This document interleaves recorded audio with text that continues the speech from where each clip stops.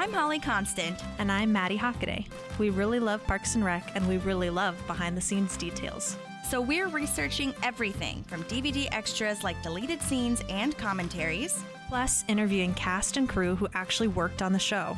We also bring on guests and friends to geek out about everything parks. So join us, you tropical fish. This is literally the best Parks and Rec rewatch podcast. We're your park pals. There's a park and some pals, and there's also therapy too. Okay, well, are you ready? I'm ready. Okay. Let's kill All right, it. everyone, we're doing it. This is crazy. This is the finale. It is nuts. So insane that we're finally here. It's the last finale if you think about it, because our next one will be the series finale. Yeah, that's true. So, last season, it's I last guess. season finale. Yeah.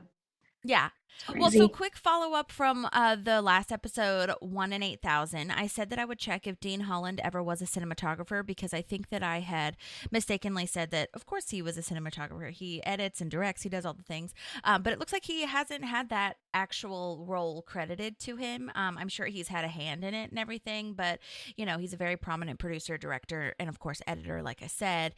But he has never been credited with the role of cinematographer that I could find. Someone else tell me if I'm wrong, because I'd be happy to be proven wrong, because he definitely seems like he could do that. But yeah, that's not completely true what I said last week, or last time. So, Holly, for those of us that are not all the way versed in that kind of stuff, what does a cinematographer do?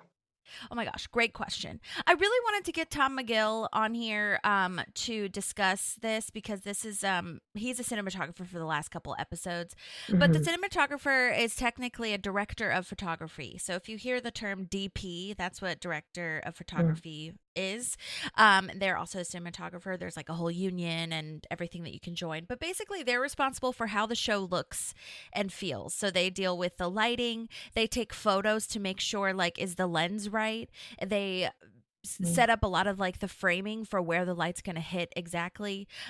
So if you see, like, we actually, if you remember Mike Trim, who was a cinematographer that we interviewed, or Michael Trim, whatever he wants to go by, we interviewed him, and he was talking about how he was not really used to the cinematography on parks, because there wasn't that much cinematography detail going on, because it was a documentary. And so we want, but that's not to say that it wasn't a lot of work, because the mockumentary style, you want that like harsh light, that fluorescent office lighting, you know what I mean? Whereas the cinematography that he was used to was like a Madonna music video, where he was making sure that all the lights were like really Vogue looking and like spectacular and fantastical in a way. So that's what the cinematography is about. And actually, the Oscars, if you watch the Oscars, the First Lady cinematographer won for Sinners. I believe she was a cinematographer.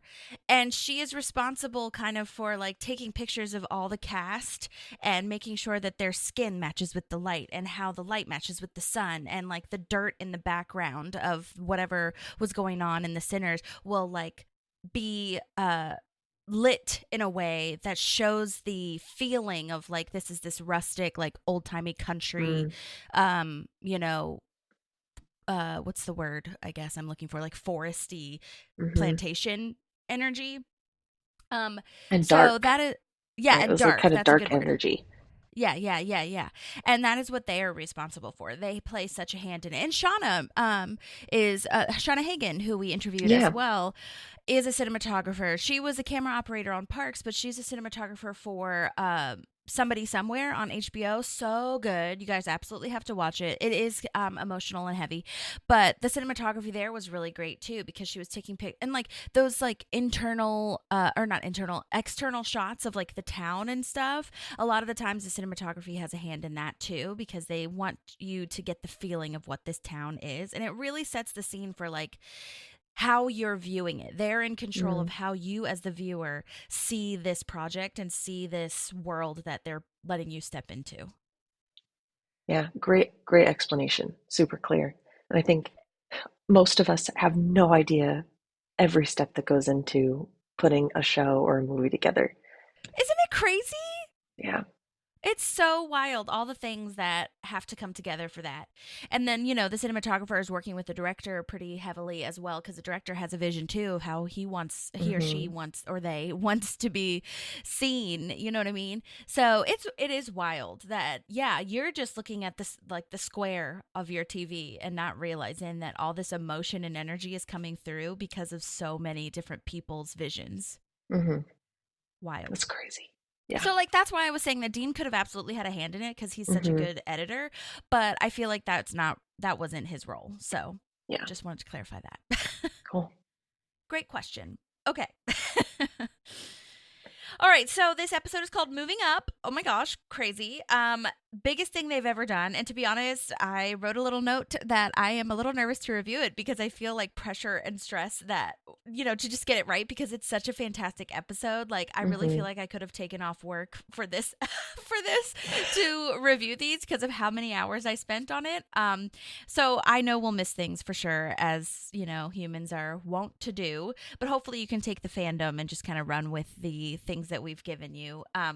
But this is like every Parks fan's dream. Like, everything is coming together. All of the people that we've ever seen, I feel, have come on in this episode. Aubrey Plaza actually has an interview that I found regarding season 6 finale, and she says it's kind of like a Parks and Rec nightmare, which honestly is a great, like, that's a good metaphor for me, because like it's literally all these rando crazy carnival type characters coming in, and like also with like demons too, Tammy and Jam, and everyone coming out to play. Like, so I thought that was a really funny little metaphor that she used. And Tammy and Jam aren't even really in the first part. They're in the second part, which is insane. Yeah. And then she also related it to The Simpsons, where all the random characters come out to play. So I thought that was a really interesting metaphor too. Yeah, for sure. Which we have a lot of Simpsons crossover in Parks people, so that makes a lot of sense. Yeah, absolutely. Okay, so season 6, episode 21, original air date April 24th, 2014. Insane that this was so long ago, but also not that long ago. You know what I mean? Yeah, 12 years. I know. It's insane. And it really makes me think about the people that message us back. I'm like, thank you so much for reaching back into your vault of memory for 12 years ago. I'm surprised you remember anything. It's crazy. Some of them are so detailed too. It's impressive. Yes, which I think is a testament to some of them, how much they loved the show, because they just like go right back into it. Is amazing.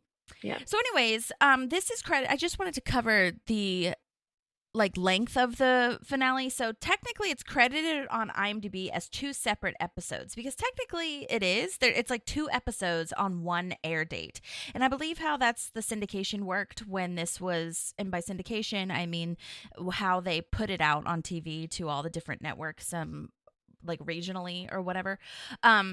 So because it's so long, we will obviously split it into 2 episodes as well.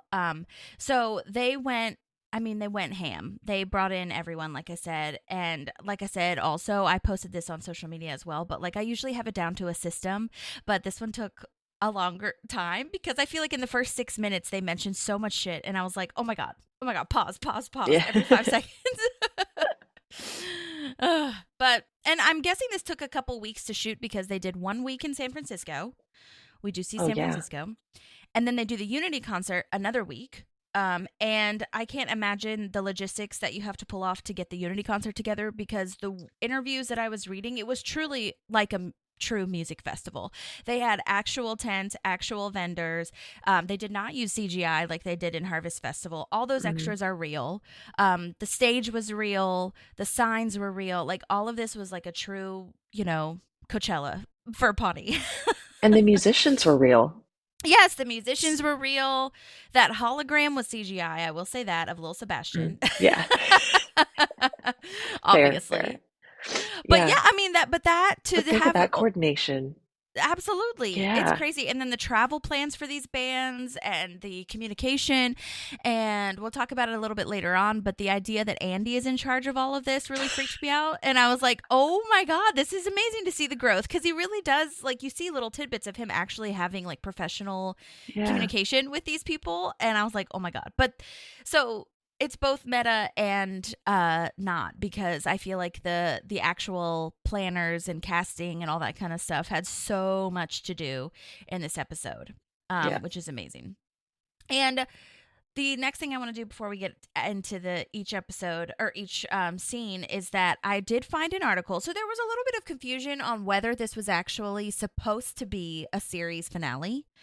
A Oh, lot of fans were like, wait, why did they put everything in here? Like, were they meant to wrap everything up? Because it does kind of wrap everything up at the end. You're yeah. kind of like, I mean, it's a cliffhanger in a way because Ben's wearing a tux and you're like, what's going on? But it could have ended on this, if you think about it, really, on this season or in this episode. So I was just going to read this article from Vanity Fair that I found, and I'll post it in the show notes. You guys should read the full article. It's really fun. But anyway, this is what it says. To the untrained eye, last night's Parks and Recreation might have looked like a series finale. Leslie found a way to switch jobs but stay in Pawnee. Tom finally found a successful business venture outside the Parks Department. All the characters were content and happy, and then a surprising 3-year time jump revealed them even better off in the future. And indeed, executive producer Mike Schur says all those plot lines had initially been meant to wrap up the entire show until NBC all but promised them one more season, and they had to come up with a way to leave us on the edge of our seats until fall. So, Wow. yeah, crazy, right? So Mike Schur is saying, okay, so oh wait, sorry, were you about to say something? That I was going to clarify. So the network had said, okay, we're going to let you do season 7, but it wasn't like in writing. Yeah. Okay, Essentially, wow. like Mike Schur and the writer and Aisha and Alan Yang, who wrote this, which I'll get into, they are Aisha is quoted. Aisha is the baby store girl, the Dale Earnhardt baby store girl that I always mention. But she is quoted as saying, like, we always kind of write like we might not get another season. Like that's kind of, because it's just so fickle, the entertainment industry. You just never know if you're going to get another Hmm. season. And a lot of times, even if it is in writing, sometimes they're like, well, never mind. Like, we're just not going to air it because it's not getting the money that we want or whatever fucking reason. You know what I mean? Yeah. Um, and so they always wrote as if they were going to end with the hope that they would have another season and they could finish it out. But this one in particular, yeah, they wrote it thinking that they were pretty much going to wrap it up. And then NBC was like, well, we will promise you another season, actually. And they were like, okay, so let's finish a way to wrap it up. And they did a great job. I mean, Yeah. it could go both ways. Like, I could definitely, like we just said, you could absolutely see the elevator reopening in season 7, even if you hadn't seen it before. Like, that could be where your mind goes. But if you never saw another episode of Parks, you'd be like, great way to end. You know what I mean? Yeah. Agreed. So Mike Schur says, is quoted here as saying, we were given really every assurance that we would have another season. So at that point, we were like, well, we can either radically reconceive all these big story moves that we're doing to try to leave things more open-ended, or we can just figure out a way to take everything that we've got that we like and throw a crazy wrench into the works. And then out of the brainstorming session came the idea that we would jump into the future, quite literally into the future. And I just thought that was more interesting. So it didn't seem right to screw everything up. Yeah. It's the right call. It's different too. Totally. I think, I mean, I know I'm biased, but I really do feel like this is one of the best season finales of TV. And they just wrapped it up in such a great bow, but like at the same time could have opened it too to like have that next season. So I think they did a really good job. Yeah, I agree. And like the acting of it too, and like the growth that you see in the characters Yeah. in the very end, right? It, like you're saying, you could be like, oh, that's so cool. They all ended up like happy and doing like growing, right? But then when you watch the first episode of season 7, you're like, oh my gosh, we're gonna see what they're actually doing. Yes. Yes. Which So I think very we don't cool. get a lot of the times with series finales. You're like, wait, Yeah. but what happened? I do this with books all the time. I finish the book and I'm like, I know it was supposed to be open ended, but tell me what happens. Like, what did you, the author, and the author's like, well, that's for the audience member to come up with. And I'm like, no, I want Oh to know what yeah. you thought. Yeah. I can't do very many of those. It's so funny. Yeah. It's hard.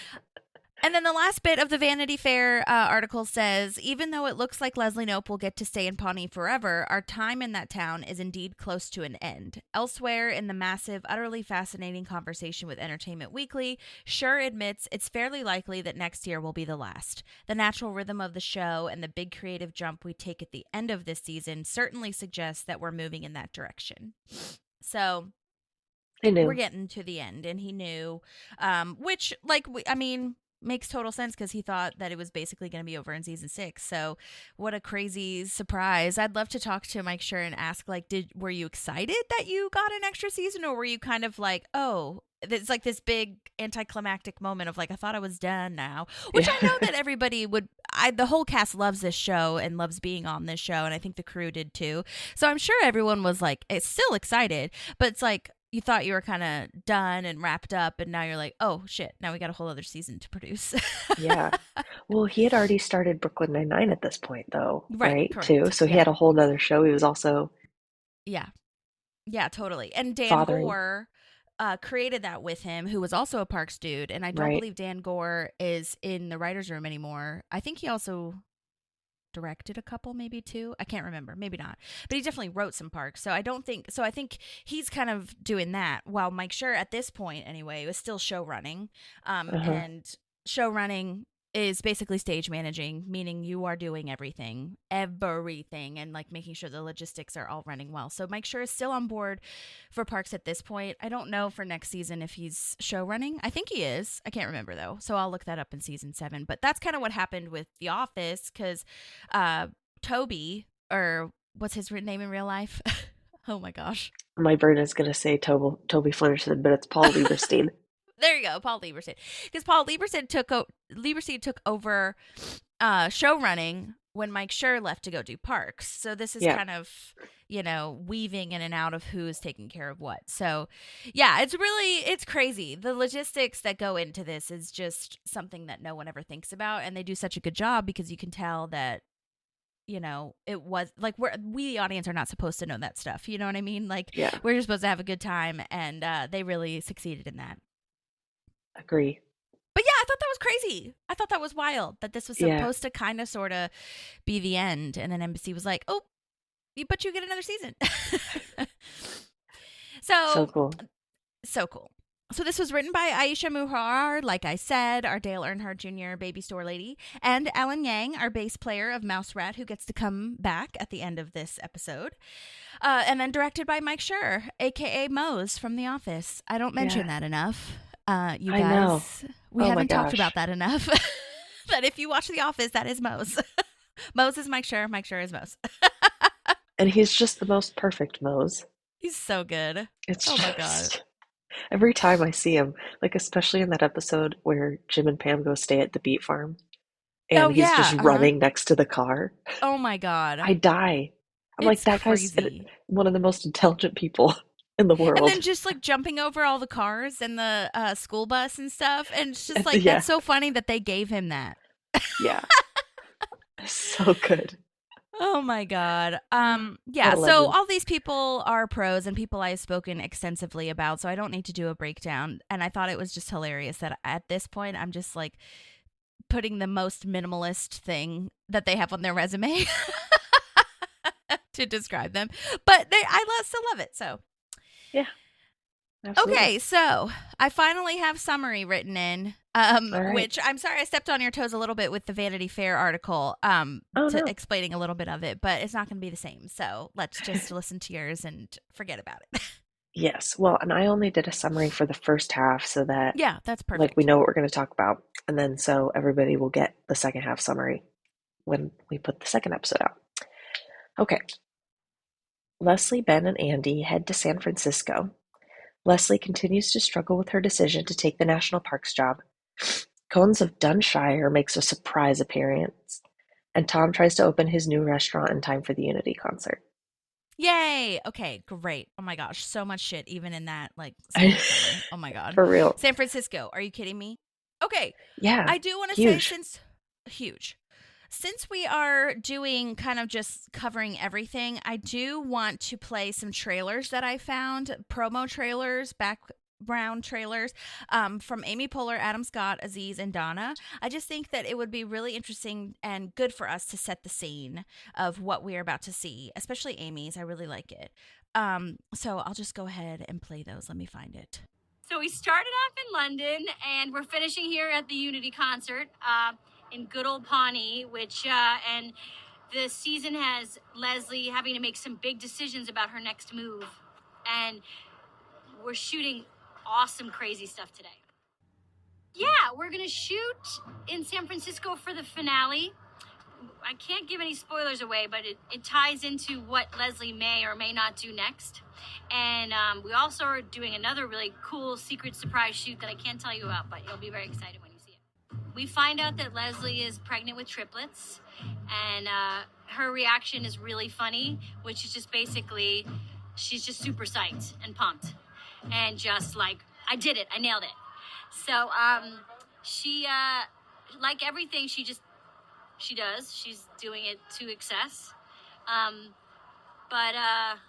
Yeah, I'm excited about playing that storyline a little bit. Well, what's been really fun is, like every local government, Pawnee's always struggling with money and funds and in fear of someone taking away its cityhood. So it had to combine with its richer, kind of better looking half, Eagleton. And this concert is the product of Leslie trying to make that merger work. And Leslie has a great villain in Jeremy Jam and Councilman Jam, played by John Glazer, who's always trying to get Pawnee and Eagleton to secede. So this concert is kind of like everybody's hard work paying off. And we have Genuine performing, who is Donna Meagle's cousin. We found that out in like season 3, and she blackmails him and makes him come do this, or else she's going to tell secrets about him as a little kid. And that's how we got Genuine to do it too. We blackmailed him. There is a cover band called Bobby Night Ranger, and the band that's playing those characters is Yola Tango, which is an amazing band that we've all known and loved. They're playing Bobby Night Ranger. They only sing Sister Christian over and over again. We have Jeff Tweedy from Wilco came and did the show and played a guy who was in a very famous local band who broke up called Land Ho. So they're reuniting for one time only, and I think Andy Dwyer is going to join them, and we may see a recurrence of Duke Silver tonight at some point, played by Nick Offerman, maybe giving us a saxophone treat. And we have the Decemberists, an amazing band who actually our creator Mike Schur directed one of their videos one time, and they're playing.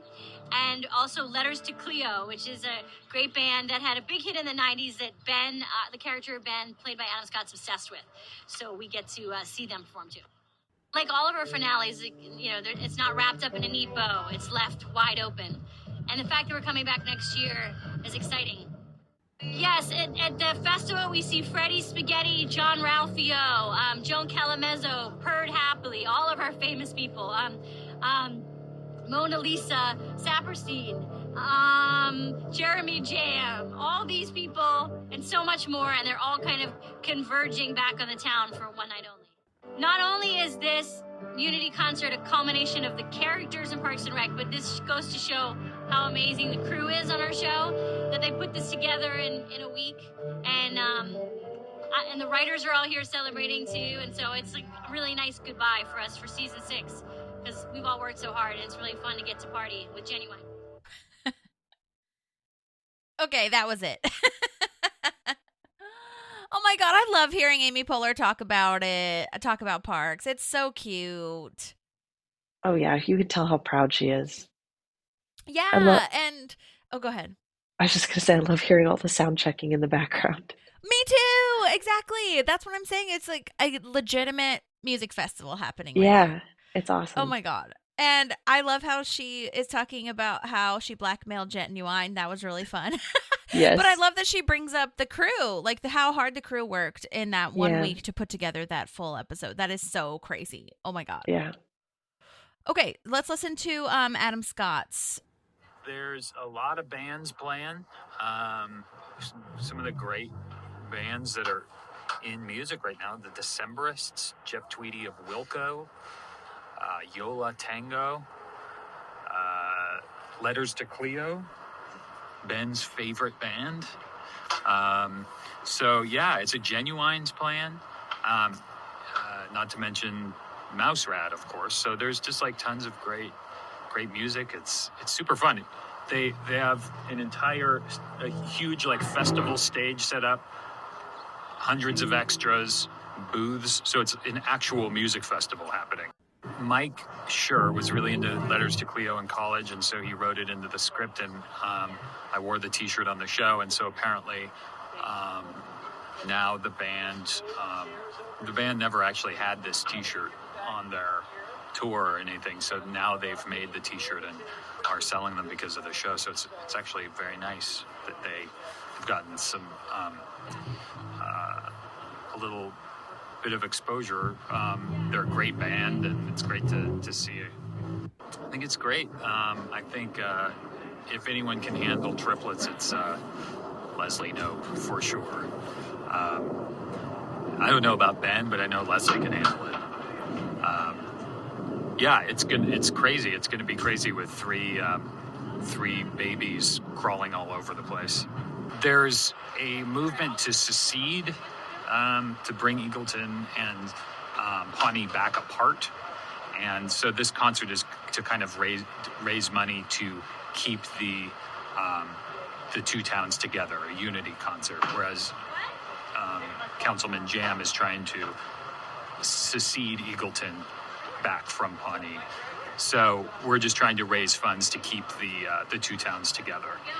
And it's actually a huge success. We weren't sure if it was actually going to be pulled off in the first place, but they were able to pull it off, and somehow Leslie was able to get a giant music artist. Actually, it's not actually Jeff Tweedy and Wilco. It's a fictional band called Land Ho that's playing. So Mona Lisa's coming back.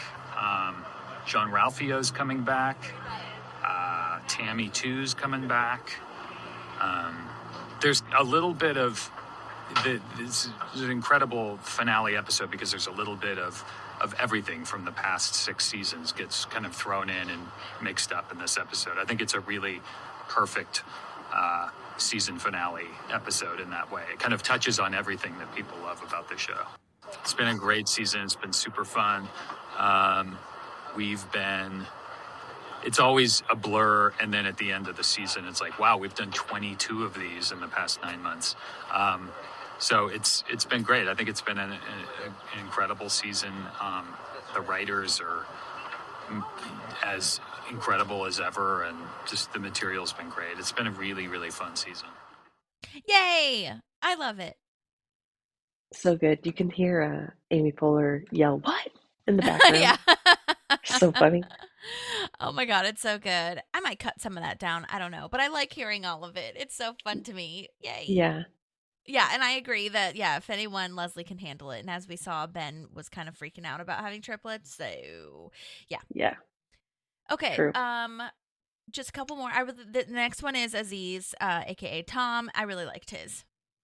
It's a big day for him. He's finally opening Tom's Bistro, and he's trying to make it coincide with all the big Unity concert festivities, and it's really, really the biggest day in his professional life. Well, since Tom's Bistro is such a big deal, obviously everyone in the Parks Department is helping Tom out to kind of help him achieve his dream. You have Ron helping him make chairs. April is trying to help and be a host, and it's everyone's kind of coming together to try to help Tom make this thing succeed. Well, I think this season you kind of see Tom is finally starting to get some smarts under his belt, and the hope is this one will be the one that really takes off and is his big dream. There was a talking head like a few seasons ago where he talks about how he wanted to open a place called Tom's Bistro because the word bistro is classy as shit.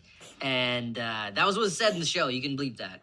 And yeah, so it's kind of a culmination of all the work he's done so far has kind of led up to this moment. Yes, at a certain point, things get a little grim, and Tom needs some reinforcements, so he calls in John Ralphio and Mona Lisa, who are always quite a duo to deal with.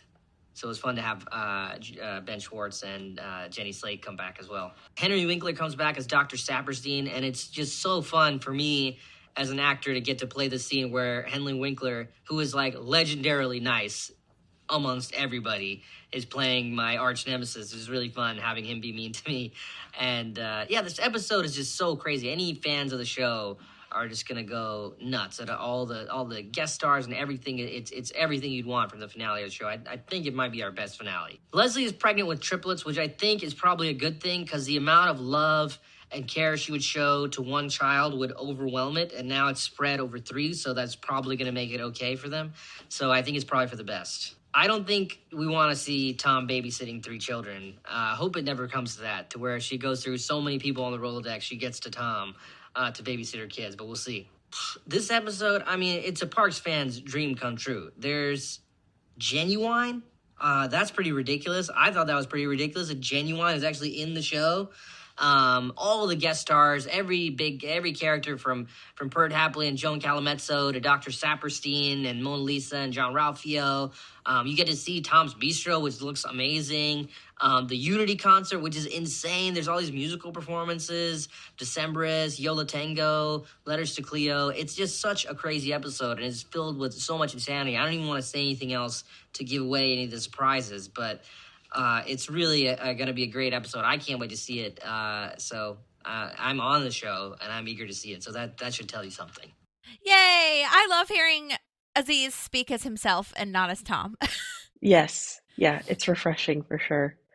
Yeah, and a great point about Leslie overwhelming one child to have all her love spread over 3 kids is, yeah, that's classic, and that's good. I'd never thought about that, and it's so accurate. Yeah, I know. I never thought about it either. And yeah, that is astute, knows his character well, that hopefully he doesn't have to babysit.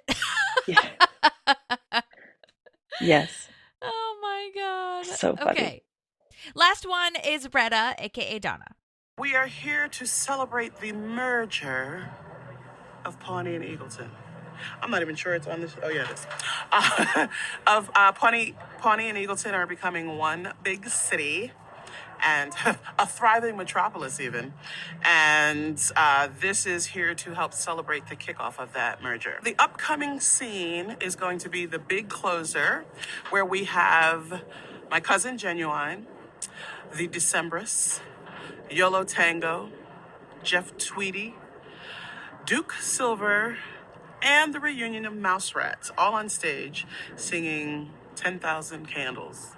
Right? That's what it's saying. Oh, is it 10,000? I think it should be 10,000 Candles. That's how much I love Lil Sebastian. I want to remake. Screw 5,000 Candles, 10,000 Candles. When I first read that Genuine was my cousin and that his photos and platinum records were in my lake house, I thought it was hilarious. And I knew that Tom was going to lose it. And then to actually watch Aziz lose it over Genuine, because Genuine, he's genuine. I mean, it's genuine. And we have a flashback to that in an earlier scene of the finale where he actually meets Genuine. I could tell that Genuine liked Aziz because when he first met him, he was like, oh, excuse me, Retta. Hey, you want to take a picture? In the last 22 episodes, you've got to learn a little more about Donna. You've gotten to see some of her love interests, specifically Joe, the school teacher, who was a little boring for her.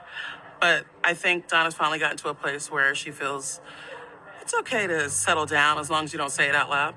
So she made him promise not to try to tie her down too soon. And so they're going to kick it for a little bit. So Tom has a new business venture, Tom's Bistro, and Donna helps him to get it started up. Who knows, she might even try to work her way into some ownership. But I think Tom and Donna are better outside of business. They're better when they're just chilling and pampering themselves. So I think if there's going to be more Tom and Donna interaction, they'll probably take place in spas. The cast of this episode is huge. There's like more than 60 named characters in this episode. And then like 650 extras. It's a bit overwhelming, but it's fun, because all the Sapersteins are here. Jam is here, Purd, Joan Calamezzo, obviously my cousin Genuine, who's actually making his first appearance on this show as a moving person. There's so many people. I can't even remember who else is in this episode, because just about everyone who's ever crossed the camera in Pawnee is in this episode. I don't know how much more of the social media thing that they're going to bring up for Donna in the upcoming season, because we do get a 7th season. But it's fun, so I'm sure if they do add it, hijinks will ensue. I don't know what she means by social media. Do you know what she's talking about? Mm-mm. I didn't see any deleted scenes or anything. I mean, I would just assume as a fan that she probably has some sort of social media TikTok presence. Yeah. So I could see that. But yes, I agree with her that I would love to see more of Donna and Tom at spas and just treating themselves. That would be so fun. That's kind of what they do. So yeah, they're really good at it. So I like it. Yes, love. Okay, so those were all the trailer promos. Thank you for listening to that. I will say I wanted to see Dennis Meinstein. I was waiting for him to come up. I don't know why they didn't bring him back. That's a good question. Because he's famous and he could come to Tom's Bistro. I know maybe it's because we burned that bridge. I don't know. Right. I mean, it very well could be. But or Ben's not there. Yeah, or maybe Jason Mantzoukas wasn't available. I don't know. True. But I feel like he's rich and has money, so I feel like he could have come. But it's fine. Whatever. Yeah. So, all right. Well, let's move forward. So we start this episode in San Francisco, like we heard from everybody. They are actually in San Francisco. This was not like a set or anything like that. They flew out there. We're with Andy, Ben, and Leslie, and we're looking at Alcatraz, which Andy thinks Michael Bay created for the movie The Rock. Yeah. My gosh. Which, by the way, I know most of you probably already know this because we have a smart audience, but just in case you did not know, Alcatraz has been around long before Michael Bay. Long before. Like, it was created, it became a national, a prison, not a national, but it became a federal prison in 1934. Right. Yes. Oh my gosh. I did a whole little breakdown on Alcatraz, which is one of the reasons it took me so long to do this episode review. But it's really interesting. So yes, it's located in San Francisco Bay, evolved from a 19th century military fortress, which I did not know. That's what it started as in the 1850s. And then, like you said, the federal prison was in 1934 was when it converted. That ended in 1963, and then it turned into a famous tourist site, and it is known as The Rock. I did not know that was like a nickname for it. It held notorious criminals due to its maximum security and inescapable design, and it is now a National Historic Landmark, which Leslie is able to see that's like one of the things that the parks covers. I do have a couple of websites that I'll post in the show notes if you want to read about it. But several well-known criminals such as Al Capone, George Machine Gun Kelly, Alvin Karpis, which is the first Public Enemy #1, and Arthur Doc Barker did time on Alcatraz. So most of the prisoners incarcerated there were not well-known gangsters, but prisoners who refused to conform to rules and regulations at other federal institutions, and they were considered violent and dangerous, and they were considered escape risks.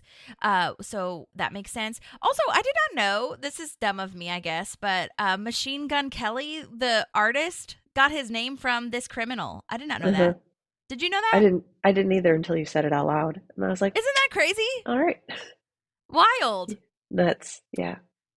And it's also the name Alcatraz is derived from the Spanish word Alcatraces. I'm sorry, I'm saying that very white girl, but Alcatraces.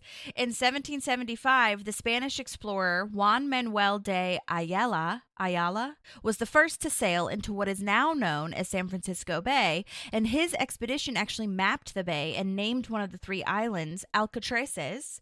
And over time, the name was Anglican transformed to Alcatraz.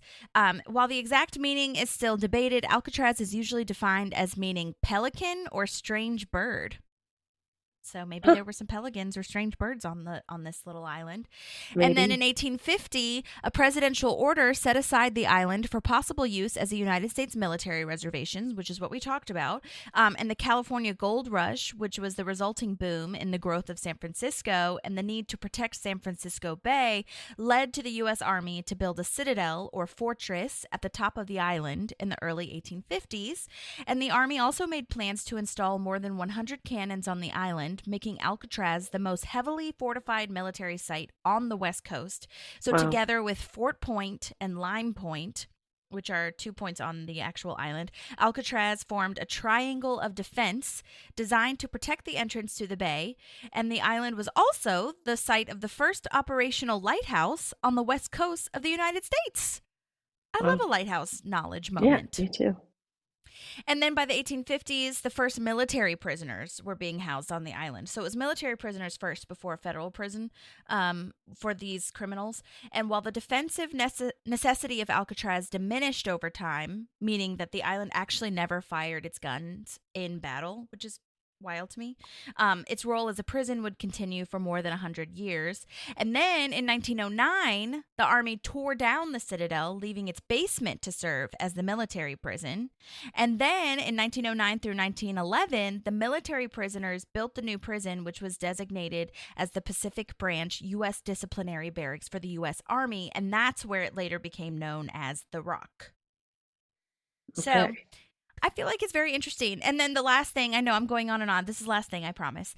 The U.S. Army used the island for more than 80 years, from 1850 until 1933, when the island was transferred to the U.S. Department of Justice, or DOJ, as a lot of people know now, for use by the Federal Bureau of Prisons. And the federal government had decided to open a maximum security, minimum privilege penitentiary to deal with the most incorrigible inmates in federal prisons, and to show the law-abiding public that the federal government was serious about stopping the rampant crime of the 1920s and 1930s. 1920s, as you know, and 1930s was like mob vibes, all that kind of criminal activity going on. So that is the history of Alcatraz, and I'm sure you could read more in the articles if you're interested, but that's a little breakdown for you. Yeah. Crazy. I've never been. I really want to go and take a tour. I've never taken a tour either. I've been to San Francisco and I've seen it from afar, but we didn't do the tour. That would be really interesting and scary. Yeah. There's probably ghosts and hauntings and all the things. I bet they do. I wonder if they do like a Halloween moment. I bet they do. Oh, I'm sure they do Halloween like ghost moment. tours. Oh my God. Yeah. So cool. That would be crazy. We went to a prison tour in Ireland, and it was just really interesting to hear like the history of like what somebody did to go to prison there, and like what was a day in the life like. Yeah. But yeah, my nerd moment here is that Alcatraz actually also influenced the creation of Azkaban in Harry Potter. Oh yeah, totally. And it looks like it too. When you watch Harry Potter, it looks like it. It's in the middle of an island, or in the middle of the ocean or whatever. Nobody can escape. You know what I mean? Well, except for the Dementors can break out and help Bellatrix escape. Whatever, it's fine. Yeah. Semantics. No big deal. But yeah, that is interesting. Yeah. Okay, moving on. Andy can't tell if Ben was trying to sleep because he had a mask over his eyes, which is, I thought that was hilarious. I couldn't tell what those for. So oblivious. And then Leslie has a talking head here, and she says that this might be the craziest week of her entire life. She's 6 days away from the Unity concert, pregnant with triplets. She's deciding whether or not she should take this job, and she's speaking at the National Parks Conference where Michelle Obama is giving the keynote. Oh my God. Like I said, this episode is just bringing out everybody. I mean, Michelle Obama has never been on the show, but I mean, to add her, that Leslie's like fangirldom, if you will, fangirling. I think we should all fangirl over her. Absolutely. Oh my God. It's insane. When you hear that, you're like, well, there's no way they're going to bring her on the show. Like, and then you get a glimpse of her and you're like, oh my God, I can't believe they did that. She's so good too. And she, I don't know if anyone else listens to Good Hang with Amy Poehler, but Michelle Obama was interviewed by Amy Poehler and they talked about this episode, and it was really funny. And they did a really good job of discussing Parks, history. So definitely listen to that when you can. Yeah. Okay, so now Andy says that they need to break into Alcatraz, but not through the tour, because that's exactly how they'll be expecting him to break in. Yes, I have that note too. So good. I know. So Tom is opening his restaurant in 6 weeks. This is the hardest he's ever worked on anything, he says, which I don't think is completely true, because he worked hard on Rent a Swag, He but did. I do get that this is probably harder, so I get it. But come on, Tom, you're not that sleazy guy anymore. Don't say that you don't work hard on stuff. You know, he's going back into his Yeah. old patterns. Yeah, and he's questioning himself a little bit, but then he still jumps into the fire. But yeah, Mm-hmm. I mean, you think about Rent a Swag was he already had the inventory. It was his clothes. It was Yeah, just finding the space and putting together a good business plan, and pricing and all that stuff. Like now he has to find a chef. What kind of food is he gonna order, like make? Where is he gonna get all the supplies? Should he get his produce from the same place as the meat place? Like right. there's a lot more that goes into this. I agree with you. He definitely worked hard on Rent a Swag, but he might be a little bit more overloaded with this endeavor. Yeah, totally. Yeah, so he is true that this is the hardest he's ever worked, I feel. But he when he says I've never worked hard at anything, I was like, okay, that's a bit too far. Yeah, true. You have. But yeah, you're right. No, this is a big thing, and restaurants are insane. There's so many logistics to go through. So I mean, he is really pushing himself, and you can see it too. They do a good job of Hmm. showing how hard he's working here. Our investor is back and says he wishes he could be open for a Unity concert to get all the buzz and, get people in. I do love this investor guy. I think this character / this actor did a really good job with kind of like intimidating, but you also really want to impress him, but you're also kind of scared of him. But he's also kind of nice, Yeah. you know? Yeah, definitely a myriad of emotions in the interactions with him. Yeah. And while this conversation is happening, Tom is like, well, why don't we open in, however many weeks for the Unity concert? Like, who cares? And April and Craig, the camera pans to them and you see their look that they're flabbergasted. Like, there's no way. 6 weeks to 6 days? No.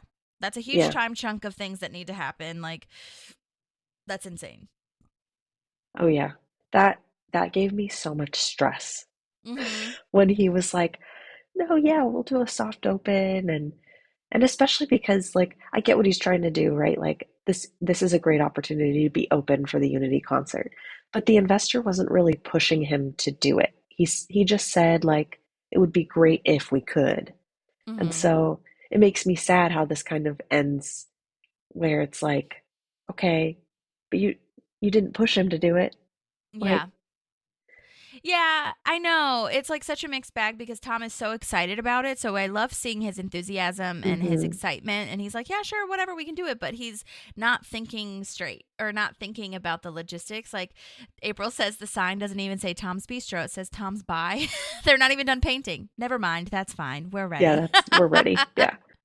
I love But I her. mean, the chairs aren't finished. The menus haven't been printed yet. Like, and also you have to be, aware of the wiggle room that you need in case anything does fuck up, like the menus when Jerry tears that to shreds. You know what I mean? Yeah. Like, it doesn't. Yeah, it's just. Yeah, it's stressful.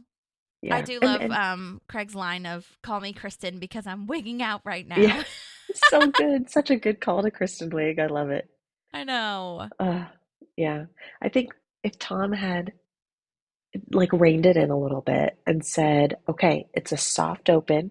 We can still make improvements afterwards.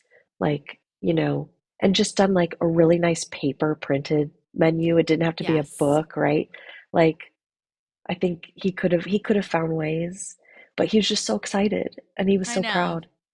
So, Yeah, totally. I know. And he doesn't seem to have anyone else that's like giving him options or like having like another person to bounce ideas off of. Right now I feel like all of his friends are just being like workers, which is great and helpful.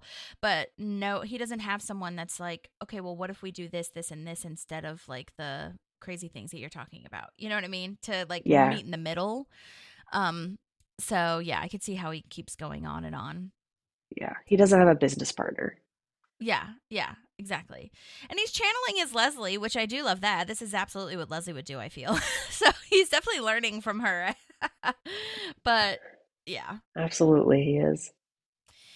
Yeah, the idea that putting McDonald's out of business is not super realistic. It's not a great goal, but stay positive. That's fine. Yeah. Especially since it's not the same food, Tom. Right. And it's a whole other thing. Like, fast food is not the same as yours. Yeah. No. So now we're at the conference, and there's a name tag that says Lester Knopf that Leslie thinks is hers. Come on, guys, get it together. But then turns out there really is a Lester Knopf that shows up. Oh my God, that is so funny. I love that. I love that. I love that too. What a nice surprise. Oh my God. Yeah. Sad news though. I did look up this Lester Knopf fellow. He passed away in 2022. Oh. No. Rest in peace. Rest in peace. He is played by the actor Patrick Gilbert. He was an actor and production assistant known for You, Me, and Dupree, which I never saw, but that was a popular movie. Hawaii Five-0 and Spanners. He died on September 4th, 2022 in the USA. So thank you so much for doing that because we love Lester Knopf. Yes. Go Lester. And shout out to production assistants everywhere because they get shit done and get very little credit. Yes. Then we see Grant is there. Leslie has been ducking his calls, sadly, avoiding him because she doesn't know what she wants to do. And Grant is like, okay, well, join me for lunch. Like, we could talk about it. And Leslie's like, no. But then Liam Bonneville is going to be there, the Department of the Interior's resident bad boy, which we mentioned a couple times when Grant first showed up. So that really gets Leslie's gears going. Nice callback, too. Great callback. Yep. And I love that we're actually going to meet him and see him in the flesh. She needs to get her autograph book so that she can be prepared to meet him. Side note, Grant is played by Brady Smith. I think that I did a whole I did a whole breakdown on him when he first came in, but I've been exchanging emails with him, and I'm pretty positive we're going to get to interview him. So nice. I'll keep you guys posted on, because I want to do a full interview with him because he's been in so many episodes, and he was such a huge part of Leslie, moving up, as this episode states. So I really want to talk to him about all of the processes and stuff like that. And I don't think they went to San Francisco. I think this portion was filmed in LA. But still, who knows? So, I'll keep you guys posted on when we do that. Okay. And which is perfect because by that time we'll have reviewed most of his episodes anyway. So that way we can dive deeper. Then we get our first Grizzle mention. So crazy that this doesn't happen till the end of season 6. Like it's not the first mention. Yeah, they mentioned him in the prom. But now we're actually, we don't actually know what Grizzle is. Yeah, and she says in the prom, the Grizzle dump or whatever the fuck, which is the streaming music service. So it was such a throwaway line, and now we're actually learning what Grizzle actually does. So it's crazy though that we don't see them until the end of season 6. So they really only have season 7 to. But there's such a part of Parks lore. Isn't that crazy? Yeah, it's nuts. When you think of even certain characters that were only in it for 2 episodes or even maybe one scene, but they're so recognizable and you're like, oh my God, how are you not in more? Yeah. Oh my gosh. Yeah, agree. I'd love to hear, did the Grizzle comment, was that just an offhand, they didn't think they were going to do anything about it and then they recalled it in the writer's room? Or did they know that Grizzle was going to be a thing? I want to know too. That's a great question.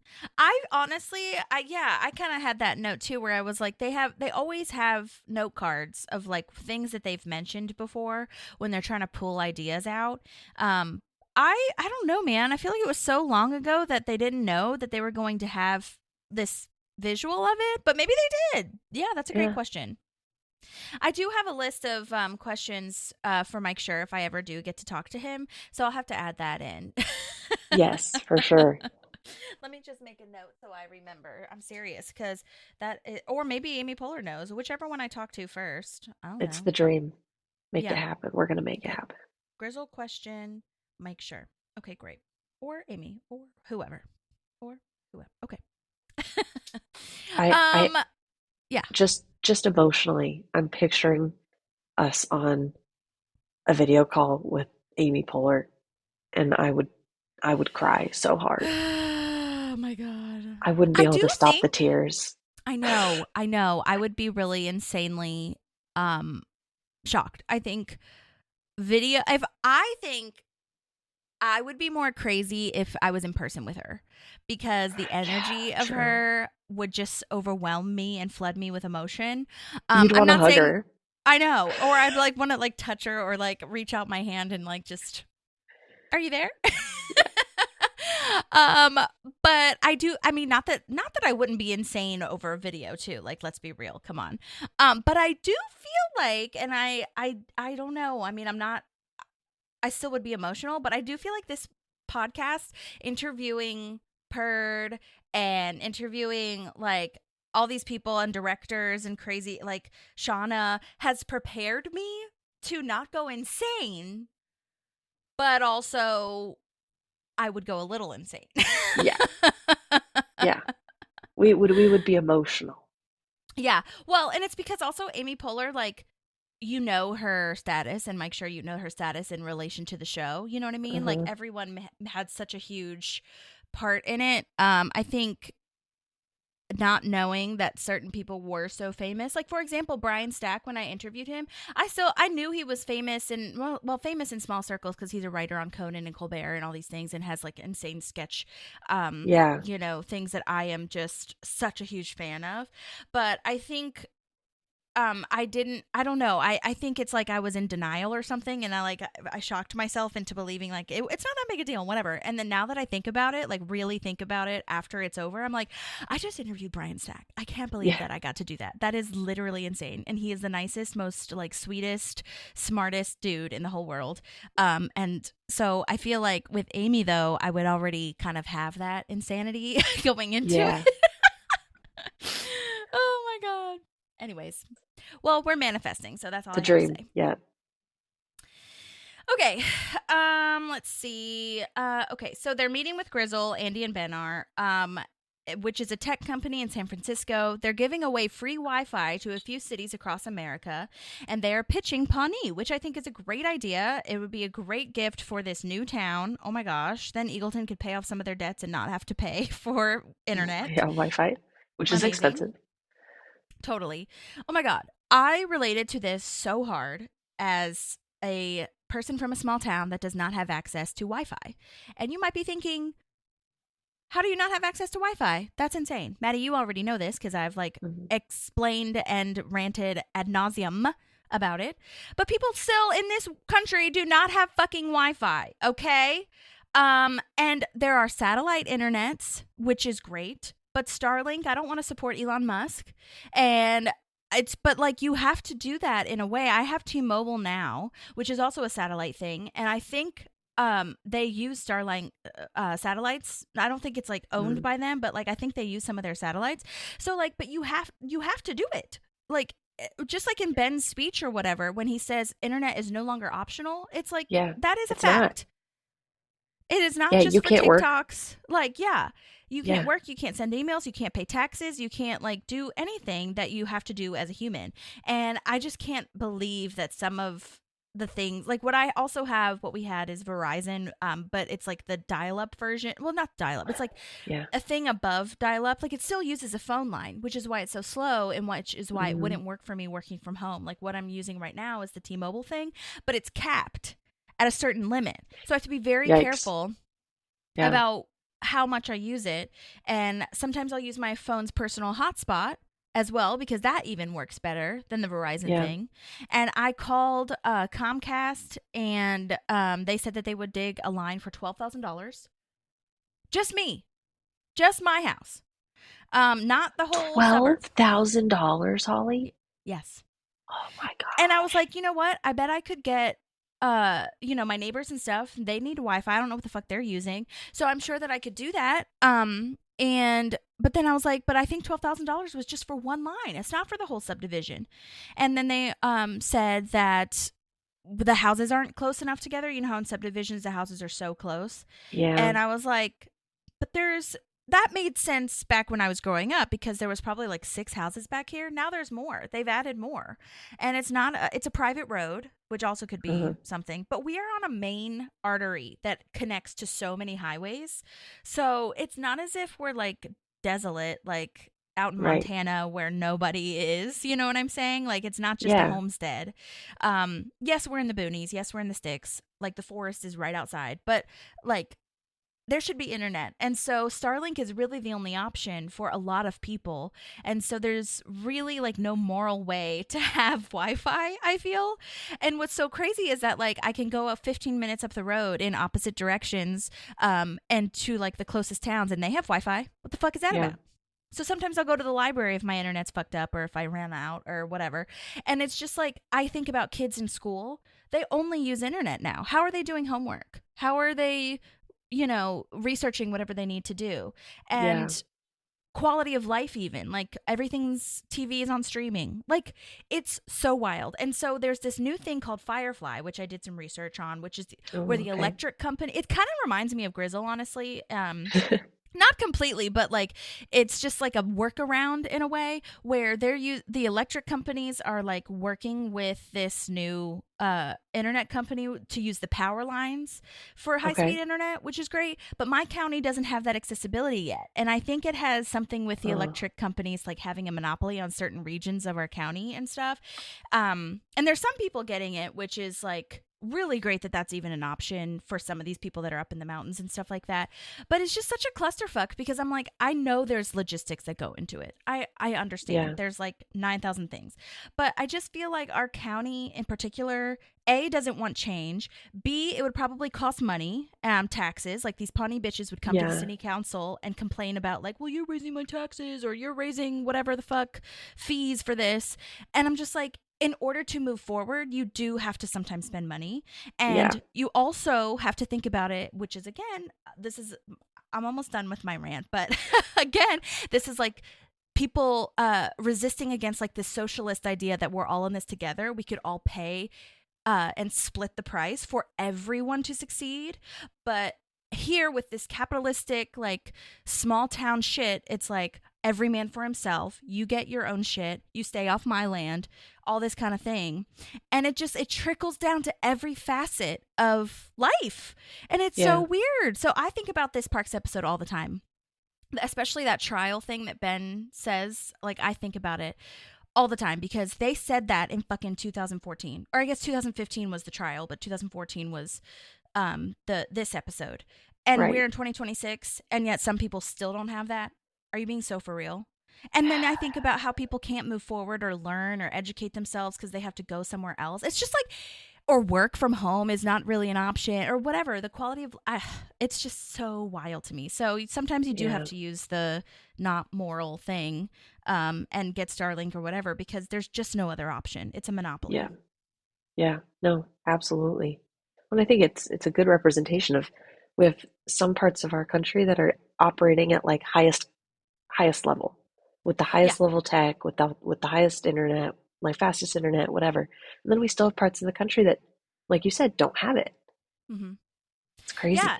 And like you think about what you do, again, not just like streaming and stuff, but you think about like paying bills or like I said, paying your taxes, how we communicate with people via email, all that kind of stuff. And yes, you can use data. You can use your cell phone data for a lot of that stuff. But how much easier would it be if you could have access to internet? You know? And sometimes in these areas, you don't have good service, regardless of what your internet service is, because we're out here in the sticks. You know what I mean?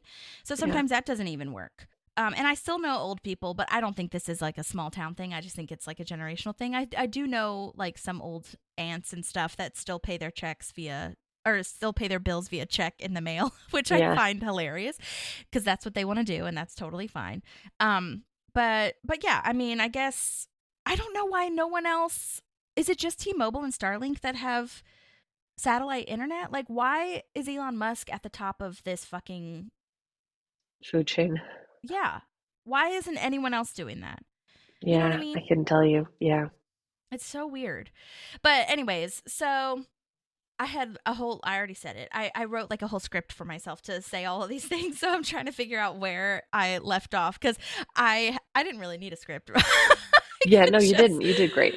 Oh my God, so funny. I almost forgot that I even wrote because I reviewed this a long time ago. You guys are getting a little bit of how the sausage is made. And so I almost forgot that I wrote the $12,000 thing. I thought I was just ranting in that second, but no, I wanted you all to know that apparently. It is insane. And yeah, I mean, yeah, it is insane because I feel like the mental health that I had to experience when I got back here, like I only cried twice when I moved, and they were both because of internet, because I work from home, and it was just like I was so behind at work because I just couldn't get it to work. So then, yeah, so for I think for like probably 2 months, every week, a couple days a week, I would go to Starbucks because it was just like, this is not good. And then sitting 9 hours at a fucking Starbucks, that's no good. Like, every now and again, it's fine, but if you need to. But yeah, it's wild. And then that means that people can't have companies out here. Like, what if you do work from an office and you want to open a business here and create more for the economy? And you can't, like, all POS systems are run off of the internet. Yeah. Wild. So thank you all for listening to me. And I have gone to a couple of town hall meetings, and I have talked to that Firefly thing that's doing the electric lines, but it just feels like a dead end because they they don't care, and they don't have the resources to like fight this. You know what I mean? And I'm just a person. I don't know what I can do except for shell out $900 million. Yeah. Which isn't realistic. Yeah. Also, like, I say this a little bit later on, but I am so fed up with like the rich people getting the perks. Why do they want Akron or like tiny, like bigger towns than Pawnee to get the free shit? Okay, like it's so annoying to me. Like they already have the resources, I'm sure. Okay, give it to someone who actually needs it. Yeah, agreed. So. Anyways, so that's that. And I do love this commentary on tech companies, like it's the cloud for your cloud. Like no one knows, which makes no sense. Oh my God. I love that Ben brought Andy. Me too. Like he's his new little like right hand man when he does any of these kinds of things, and makes me happy that he's giving Andy, like, he's learning from Ben. You know, he's giving him opportunity. It's really cool. Yeah, I agree. Yeah, it takes you back to London and like them working together on this for sure. Yeah. So they're meeting with the workers from Grizzle now. And I think this was right around the time too when like the WeWork and like the flowing work structures in Silicon Valley and stuff was kind of like, you know, up and coming, where a lot of people have like those third workspaces nowadays. Mm-hmm. And so Silicon Valley started in 2014, I believe, which is when this Parks episode came out. And then I don't know if you remember, I have a funny kind of crossover where Modern Family. Did you watch Modern Family a lot? Like, would you be familiar? I might be familiar. I haven't watched the entire series and like consecutively, but I've seen episodes from every season. Okay. So there's this part where Modern Family in Modern Family where Pritchett's Closets sells to another tech company because they want to like expand and grow and stuff. And actually Ben Schwartz is the leader of that. It's called Ezra Vision. And this is the whole thing too, where the older generation, Jay Pritchett, who owns Pritchett's Closet, is like, you know, I don't want you guys like playing ping pong in the background, and I don't want you guys like having this free flowing thing and games and like food and all this stuff. And it's kind of similar vibes. So I feel like it's really interesting to around this like 5 to 8 year span to see all of the comedy shows kind of do like pinpointing this work structure, because that's kind of what was happening at the time. I think that's really interesting. Yeah. Like how culture mimics TV and TV mimics culture, you know, all that kind of stuff. Oh yeah. Fascinating. Okay. So this scene, I was talking to you a little bit about this, how they cut a lot of the scenes in Peacock, or on the original version. And now Peacock has a lot of the scenes that were cut are now available to the public, essentially. So if you're watching this on Peacock, some of this shit was not originally aired. And the scene here with Andy is absolutely deleted, where the person getting their haircut and Andy is like, so just anyone can get their haircut? Can I cut someone's hair? And he runs off. That was not in the original air, and it is so funny. Yes, I know. So Holly messaged me when she first started reviewing it, and she's like, I cannot wait for you to see which scenes like aren't in the original. And so I made a point that every time I saw one, I like have it in all caps, like, it's added. Yes. Yes. And that's what I have here is like, I don't remember any of that. And the end part where the person spins around and the haircut's insane. I was like, I would have for sure remembered that happening. Totally. Yeah. And sometimes I get mixed up because I'm like, I've seen this episode so many times, but for some reason I forgot it. So I always check, and it's definitely not on the DVDs. So, or it's in the deleted scenes of the DVDs or whatever. So it absolutely was added in, which is so fun because I think The Office was doing that too with the Superfan episodes or whatever.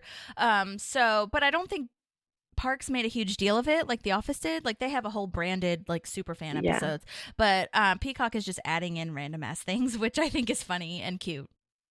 So agreed. I don't know if Parks has done it with everything either, because you've brought deleted scenes here before, and I'm like, oh, those aren't in the series. Whereas now, if I listen to Office Ladies, like from their original run through, they're bringing up scenes and deleted scenes, and I'm like, oh, I've seen that now because it's in the Superfan episode.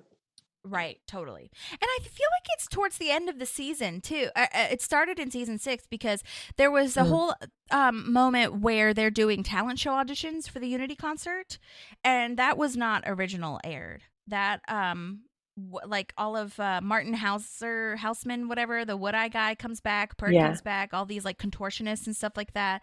That was not originally aired. That's a Peacock added that. So I wonder if it's season 6 that they started adding it in. I don't know. Yeah. But I love it. I love seeing extra scenes. I'm about it. Yeah. So this lady from Grizzle is Lylan Bowden. Shoot, I don't know how to say her name. Lylan Bowden. And her character name is Sam Nutt. First name Sam, last name Nutt. She's awesome. She's been in the comedy world for a really long time now. She worked on the mystery comedy series Murderville / like Who Killed Santa. That's the one with Will Arnett and Jason Bateman.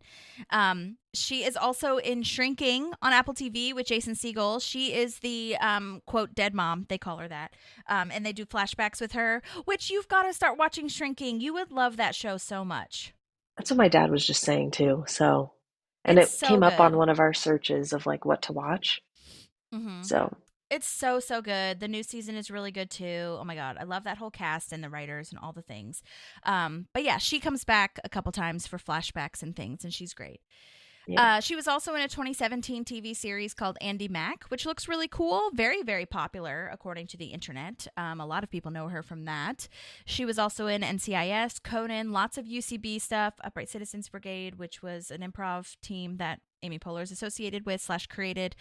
So she has a lot of sketch experience and improv background, so she fits right in, which is amazing. And then the guy who's in the scene is Blake Anderson, and his character name was Mike Bean. So they have the last names of these Grizzle people. Yeah, Nut and Bean.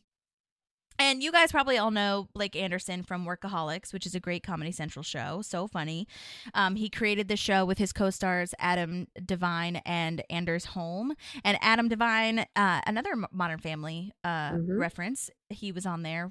He played Haley's boyfriend, which I loved him on Modern Family. Oh my God. I just love him in general as an actor. I think he's fantastic. I agree. He's hilarious. And I also think he and Haley should have been Endgame, so I was upset about that. I know. I go back and forth. I have a hard time deciding. They were so good together. Ugh, dang. Yeah. But I love Dylan too. He's such a weirdo. He's such an Andy. He's such a golden retriever. Yeah. But anyhow, yeah. So he he's also in Righteous Gemstones. Again, this is Adam Devine and not Blake Anderson, who is actually in Parks, the show that we're talking about, but I do love Adam Devine. Anyhow, yes, so Blake Anderson is a writer and producer. He's also very big background in improv and sketch, working a lot in voiceover as well, which I did not know, and does a lot of cool indie films. He was in a movie called First Time Female Director that Chelsea Peretti actually wrote and directed, which I really need to watch. Amy Poehler, a bunch of comedy legends are in it, and Chelsea Peretti, of course, as you know, from Brooklyn Nine-Nine, but also she wrote The Smallest Park on Parks, and which is one of my favorite Parks episodes. So it's all connected in this comedy world, which I love to see. And he and his Workaholics co-stars are actually on tour right now. I think they were playing in Vegas recently. And there's something going on with a cruise that they did. I don't know if it was like I don't know what that was about, but it's on social media, so you can do your own research on that part. But they are on tour if you are interested in seeing them. And they have their own podcast, which I cannot remember what it's called. Oh, what's it called? It's called This Is Important. which is hilarious. But yeah, everyone has a podcast, so I'm surprised that I didn't already know that. Okay, so they mentioned Grizzle Dump, which is one of the lines that they had in the prom episode when Tom is playing the old music for the kids, which we talked about. And Tom's like, oh my God, what's Grizzle Dump? What's Grizzle Dump? And this is when Ben says that Pawnee is a great candidate for free Wi-Fi because they lead the country in online pizza ordering. They go to the library just to order pizza, which reminded me of me going to the library to do work. I was like, can you imagine if I went to the library just to order pizza? Yeah. Oh my gosh. It's so good. Oh my God, it's such a good line. Instead of just going to get the pizza yourself, that's probably the same amount of distance. Oh my God, hilarious. This is where I had my note of why would bigger cities need Wi-Fi? Like, shut up. It's so dumb. I get it from a marketing standpoint, but like, get out of here. I also, no shade to Ohio. I lived in Ohio for a minute, but I said, why are we using Ohio as the standard? And it's so funny, like to your point, I guess, like it's funny because all these cities are not like huge. It's not New York, LA. That's what's the joke is so we're thinking Akron. Oh my God, hilarious. What does he say? We're more a Dayton than an Akron. Yeah, but yeah. Those like you're not saying Columbus or Cincinnati? What are we doing? So funny. You're so right. Oh my God. That's such a good line and such a good observation. It is. It's so well done. Yeah, okay. So Blake Anderson's character, I'm really over him. We don't like to say the word no because it's counterproductive to the creative mission. So we're just gonna say nah, bro. Like whatever. Get out of here. You're on my nerves. Which was the whole point. I get it. And he was like barefoot. Did you notice this? He did not have shoes on. Oh, I did not notice. Good catch. Yeah, go back and watch it because I was really annoyed with him. I was like, stop it. This frat bro energy is not it. Like, get out of here. Side note, because of how weird it is, there's a lady at our gym. She's an older lady. That I don't think that excuses what's happening. But she does like the squat machine where you like sit and you put your legs up here. Oh. Barefoot. No. Like she works out in like flip-flops and then she takes her flip-flops off to put her feet up barefoot and do the squat machine, Holly. People don't understand gym etiquette, okay? People really feel like they're in a different universe at the gym. I feel like the things that I see online are like they are not in society or like have not been an active human citizen of the planet Earth. They're like standards don't count here, so it's fine. Ew. And I bet she doesn't even spray it down. It'd be one thing if you like wiped it down afterwards, but then people just walk away. Yeah. No. Gross, right? Not unacceptable, ma'am. Agreed. Mm-hmm. Okay. Moving on. Okay. So this is where I had the note that why did you even have him come in then if you were just going to say no? For real. What a waste of a trip. Right. Like, why are we even having this meeting just so you could say no in person? That's weird. I guess, like, he was trying to make his pitch and then they were going to say no. But it sounded like they had their mind kind of made up. Like, how was this better? They did. Because I don't think he even really got to give his pitch. They didn't even make it to, like, a conference room or to sit down and talk about it. 100%. And, yeah, I agree with Ben of the whole line he has where, how is nah, bro, better than no? Yeah. Yeah, okay. I'm glad he said it. Me too. And then this is where we cut to Andy fucking up this person's hair. So good. So good. Okay, so now we are moving on to the third floor back at City Hall. Did you have anything else before that, though? No. Okay. The third floor is so beautiful. Like, this was only 6 episodes apart from each other, but Ron found this floor on the Wall episode, and which I know TV time is differently, but typically the audience is led to kind of believe that it's week to week or like couple weeks or whatever per episode, but 6 weeks to do the whole floor, like, that's almost just 2 months to do all of this. Are you kidding me? That's insane. Yeah. So, I mean, I know Ron can do it because he loves this and he's really like efficient or whatever. But also this is where I noticed that the number 6 is really prominent in this episode. We have, first of all, season 6. Okay.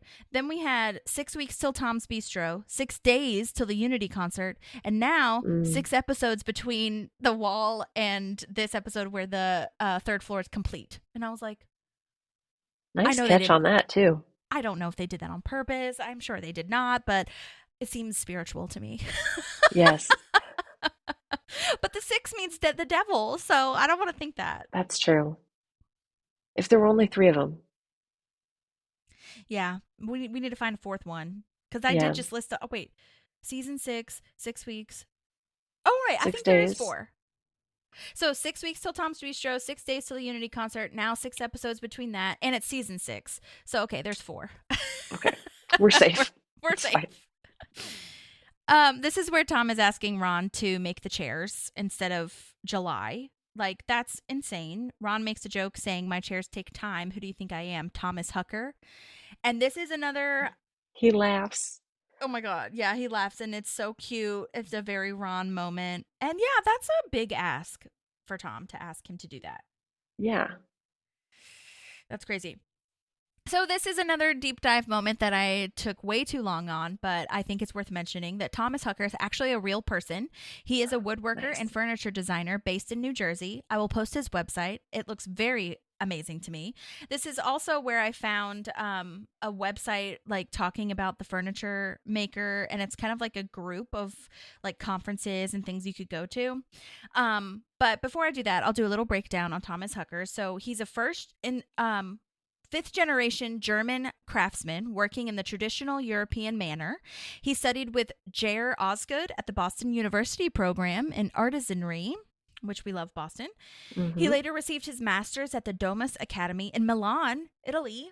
And then since 1990, he's been supporting himself in this shop located in Hoboken, New Jersey. So if anyone's in New Jersey, go and visit his shop. He recently was teaching furniture design part-time at the New York School of Interior Design. And he's actually going to be part of a conference on June 10th with the Furniture Society, that's the organization I was talking about. It's a furniture organization that has all these like meetups, and it's across the country. Like, I'll tag them, honestly. I think I already did in my first post that when I was talking about reviewing this episode, but it's really interesting. It's the thing that he's teaching is a portfolio review, and it says it's not just for students. It's a 30-minute one-on-one session providing makers or furniture makers a chance to receive critiques on their work from leaders in the field, and each day offers a different lineup of reviewers. The website says this is a great opportunity for makers at any stage in their careers to engage in an in-depth conversation about their work and process with a reviewer of their choice. I think that is so cool. That is really cool. For furniture makers, who would have thunk it? Yeah. And that there's this whole society. I mean, this is like real. Ron's whole obsession, and he talks about the Woodworker magazine and all this stuff. Like, this is real. This is not just like the show made it up. You know what I mean? Like, it's not. It's niche. It's not like popular, but it's real. But it exists. I really respect it. Yeah. Very cool. The last thing I'll say is that Thomas Hucker's topics/strengths are listed on this website, and it says number 1, how to like what he's going to review you on. Number 1, how to survive and not lose your sight of your artistic goals. That's really good. Number 2, balancing craft with design, which I know Ron would appreciate. Number 3, embrace living outside of your comfort zone. I think those are great tenets to have. Agreed. That's great. But yeah, I'll tag the Furniture Society. I think it's a really interesting thing, and you can find all these different events within your area. It's not just like in New Jersey or New York or whatever. Like, it's all over the place. So you can find where they're doing events near you.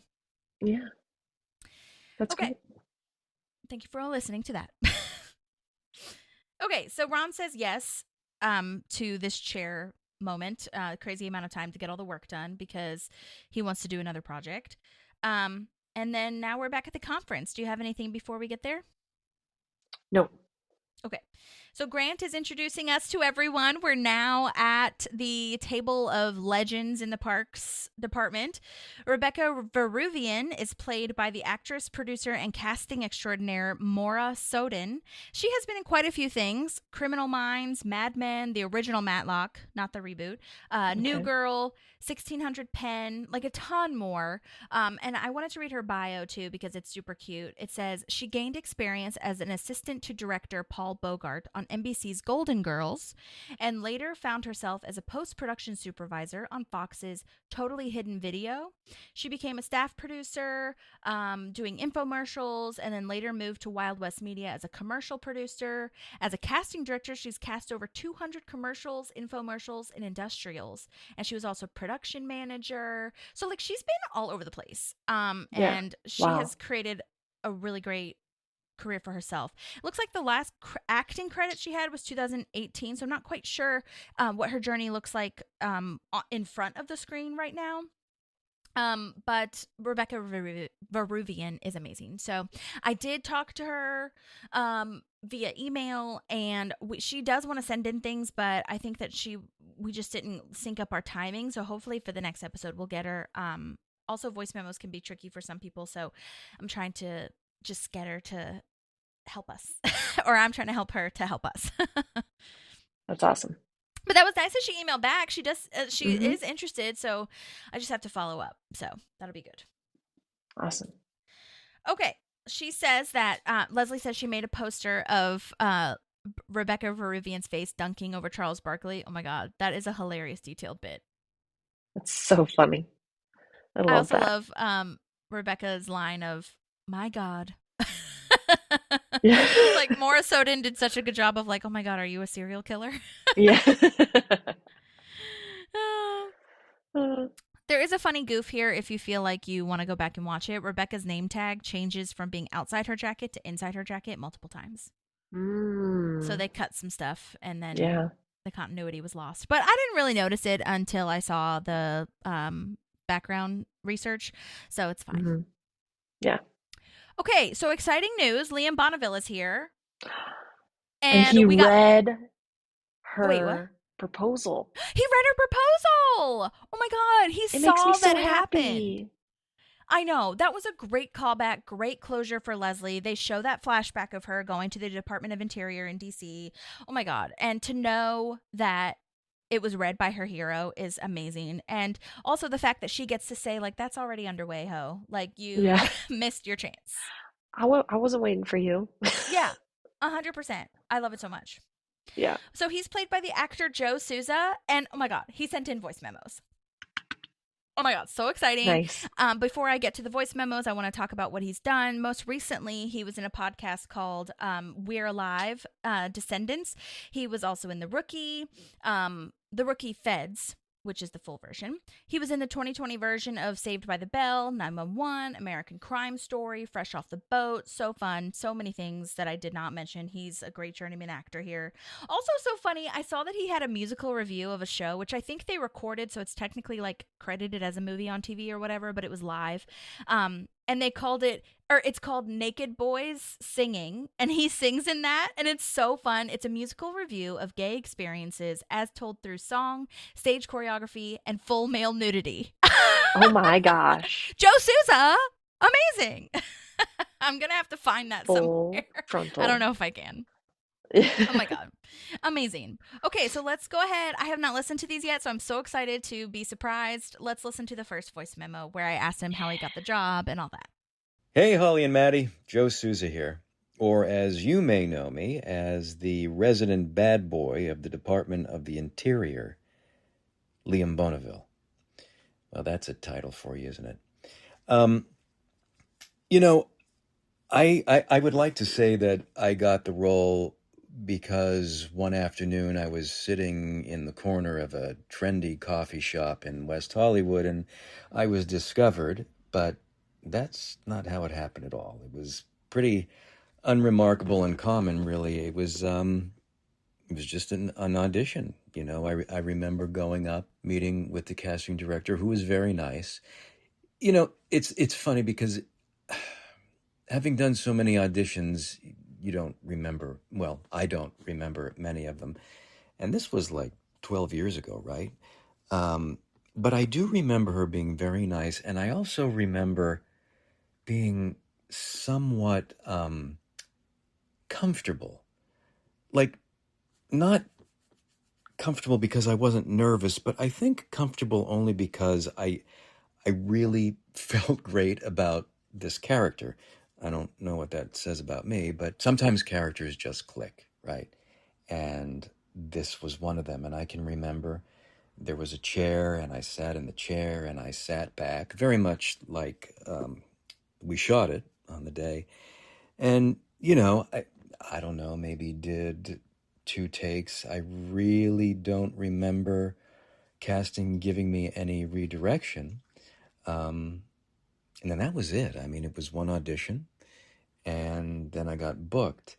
By the way, I was so thrilled when my agent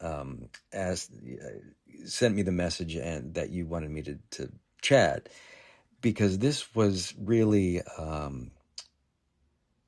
fun moment for me, this role. It was short-lived, and I really wish it was longer, but it was so much fun. And I was so happy to get it. It was an in-person audition. We don't really do those anymore, but back in the day, 12 years ago, God, and that seems like a million years ago. And that's how it all went down. Yay! That's awesome. Very cool. And I did ask him a question, like specifically saying, like, how did it feel to be named that character, like Liam Bonneville, resident bad boy of the Department of Interior? So that, I think that's like the third one or whatever. I just want you guys to know that he wasn't just like putting on airs, which he seemed good at, and it was great anyways, which I loved. But I specifically asked him to answer that question. Because I was like, oh my God, we're talking to our idol here, Leslie's idol here. Yes, for real.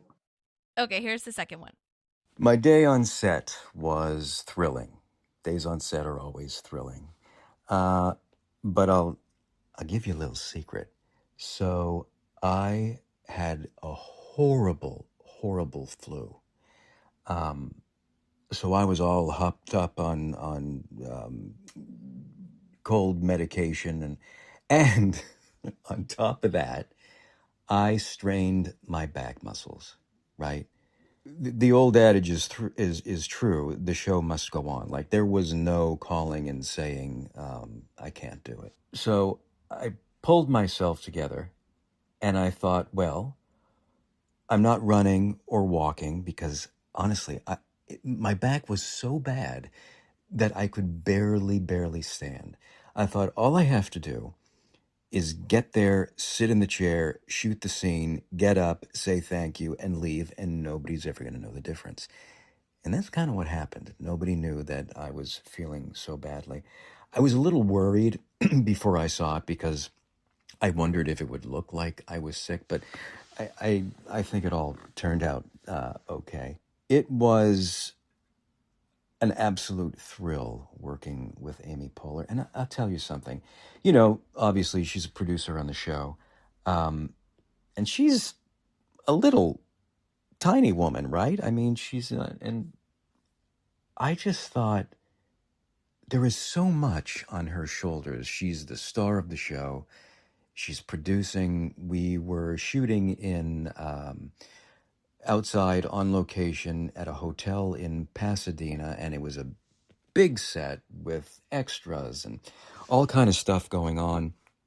And I remember we started to rehearse, and God, I hope I'm not telling tales, but she couldn't remember her lines. And I mean, she got so much to do, right? So nobody could fault her for that.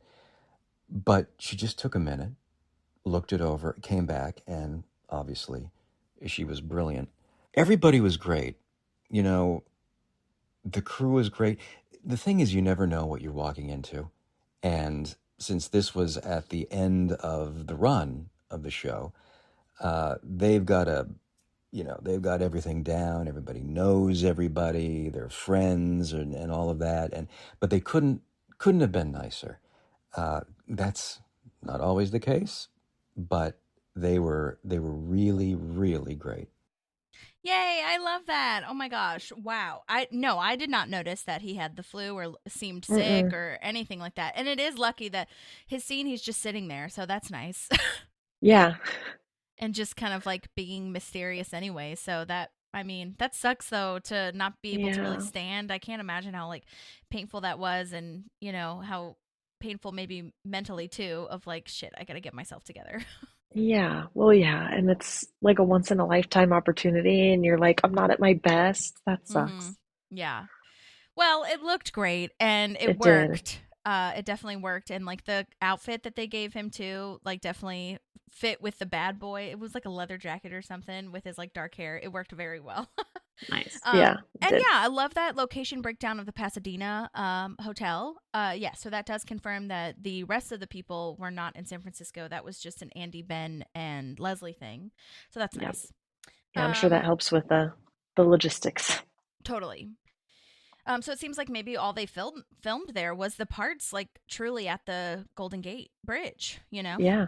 Yeah. and in the redwoods. Yes. So good. Yeah, I love that note about Amy. Like she's such a professional, and I think she would be the first to say like, yeah, I need a minute to get myself together, whatever. Hmm. Because yeah, she does have like 9,000 things going, especially for this episode. Oh my gosh, like wow, she's in so much of Yeah. it and is responsible for so much of it. So yeah, that makes total sense. Well, and like Awesome. he said, like she's producing too, so Right. Okay, let's listen to the next one. I think I knew that my character was called the resident bad boy of the Department of the Interior from the sides that I got for the audition. What I didn't know was that he had been referred to throughout the show, and this was like the final, like kind of, getting to finally meet him. And I remember I saw, God, I wish I had it in front of me, but I saw a review from AV Club, and they said something like, and I'm going to paraphrase, probably get it wrong, but they said something like, we finally meet resident bad boy Liam Bonneville, and he does not disappoint. And I thought, well, that's kind of a good review, I'll take it, whatever. But that was a whole lot of fun. I got to tell you something else, and I'm very, very proud of this. So Mike Schur asked us to do a couple takes, just improv. And so now I'm sitting there thinking, wow, I'm going to get to improv with Amy Poehler, right? Like this is a massive dream come true. And we just start, and it's easy. And the thing that I'm proud of is that I made Amy Poehler laugh. It's one of my finest moments. So proud. Yay, that's amazing. Oh my gosh. you should be proud. Absolutely. What a dream. What a thing you could put on your tombstone. Yeah. Made Amy Poehler laugh. Yes. For real. Oh my gosh, I love Aw. that. And I love that he's just like, he sounds excited too, telling us these secrets and stories. Mhm. I really love that so much. Oh my God. Yeah. Agreed. So nice. All right, let's listen to the next one. I saw online that there was some discussion about Liam's name tag, and it was upside down. It's so interesting because I remember them bringing the name tag over and putting it on me. And I think Mike Schur was there. And honestly, I think he goes, just put it upside down. Like, I don't think that there was really any forethought to it. I think maybe it was a decision at the moment, and it has caused quite the discussion online as to what it means. One of the things I saw was, that he's the bad boy, so he will not conform to the way things should be. And that's an interesting take, and I like that. I don't know, I also think that it shows that, he plays at being cool, but he's not so cool, like not so cool that he can't even put his name tag on right. I don't know. So it's just two different ways to look at it. But I think it's funny how something on the day that seemed so insignificant, I mean, it was funny, certainly funny, right? But there wasn't a whole lot of discussion about it. But it's caused quite a stir online. It's funny. Oh my gosh, that is really funny. It seems like Yeah. there's a lot going on with the name tags because that's what Rebecca Veruvian's was messed up too. Yeah. But also, like, I could see Mike Schur saying that to have it upside down. Like, who cares? Whatever. He doesn't even care that he's here and that he's like famous in the Department of Interior world. Like, whatever. Yeah. Oh my God. But at the same time, to Joe's point, it's like, but he also works for the government in this bureaucratic thing. space, so maybe he's not as cool as he thinks he is, but he's just cool in this small circle. I don't know. And also, yeah, totally. The fans go crazy with finding those kinds of little Easter eggs. Well, not even Easter eggs, but just like goofs, mess ups. Like they pick apart each episode like second by second. So like we do in a lot of ways. So the fans will definitely figure that out and then try to create some backstory to it when really it probably doesn't mean anything at all. We've done multiple times. Oh, love that. We're good at that. Yes. I think we are. I think we create very believable circumstances for like mess ups in the show. We give them a lot of grace, which, that's what fans do. Yeah, or they should do anyway. Like, I don't think there's any really merit or like point in criticizing your favorite thing. Like, I do criticize the Anne plot line. I will give you that. I do that. But I think that's, at least it's constructive for the most part, because I know Amy just talked about this too, where writers get so many notes and then it's just like so mean in a way. Like they just get this feedback and there's no like, they don't give a solution. The person that's,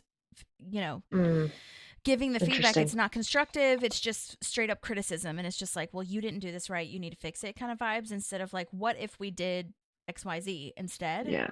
Which makes total sense. In any business, you should do that. You know what I mean? Like, it's not just acting or entertaining or writing or whatever, but like, especially in those circumstances when you don't have the skill to do that, like you could at least offer some sort of solution, like even if it's not fully fleshed out, Yeah. But anyway, okay, so this is the last one. Thank you, Joe Souza, so much. This is so exciting. So since you're going to give me the opportunity to promote, I'll do the shameless promotion. I have a movie out now. I did it with, a movie. I have a scene in a movie called All That We Love.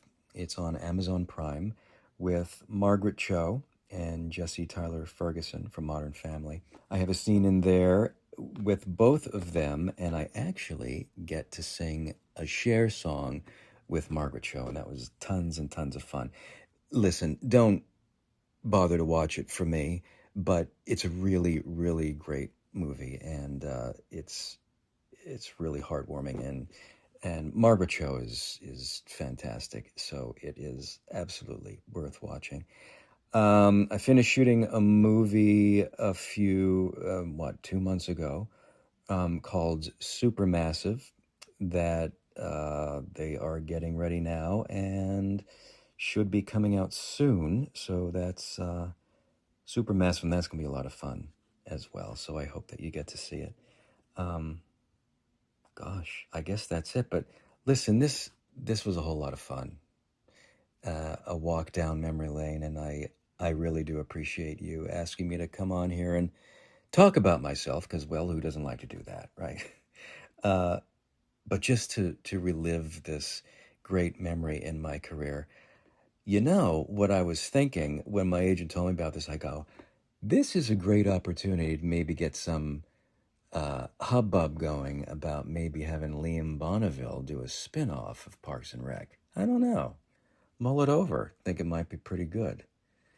But regardless, I appreciate it. This is a great show, and I wish you all the best. Thank you so much. Bye-bye. Oh my gosh, that is so cute and so nice. Thank you, Joe. Yeah, those are great. And he's got a great voice for a podcast or that was anything he's like in that. a podcast right now. Well, I mean, it's not recent, but that was one of the things I mentioned that he was in. So yeah, that would totally make sense. Yeah. And oh, Joe, if only I was responsible for creating these spinoffs and had the producer's ears, I would 100% fight for that. That would be so fun. I also think that Liam Bonneville could absolutely have come back for season 7 to give some sort of structure or advice to Leslie. I don't know. But I mean, Leslie's got her own thing that she has to deal with, so I get it. But yeah, I 100% agree. And those were such great voice memos. How exciting. Yeah. Oh my God. I cannot believe, I mean, I can believe it, but it's amazing that we got to meet Leslie's idol in Liam Bonneville, and that the writers brought him back. And by brought him back, I mean, they're giving the face to a lot of what we've talked about. Like, same thing with Genuine. You know what I mean? Like, we talked about Genuine, but now he's actually going to be on the show. What the fuck? This is crazy. Yeah. Amazing. Yeah, I love it. Well, thank you so much, Joe. We really appreciate it. We'll post all your information in the show notes and tag you and all the things so that everyone can follow and watch the movies. I love Margaret Cho. And yeah, another Mm-hmm. Modern Family crossover. We were talking about Modern Family earlier, so that's funny. Okay. Oh, okay. So Grant says, you're treating these people like your idols, but they could be your peers. And I think that that's a really important line because Leslie is not really seeing it that way right now. Like she's stuck in this box that she's built for herself. Plus, like, of course, the idea that she can go even bigger than Pawnee is insane to her because we know how much she loves it and how much it's kind of her end game. So I think it's really interesting that Grant points this out to her. Mm-hmm. And he says he needs an answer by tomorrow. And so Leslie's like, I'd be insane not to. Because at this point, and I do this too, I think a lot of people do this, where she's just making excuses not to take it. Like she's thought it through. She's been logical. She did all of her pros and cons, I feel. But right now she's just kind of scared. And it's just like the fear that's holding her back. Because it's not as if this is coming out of nowhere. Like she's had time to think about it. Yeah. She has all her binders, all that kind of stuff. So he's given her plenty of time. Yes, 100%. I agree. Oh my God. But speaking of idols, this is the part where we all freak out collectively. Michelle Obama comes in.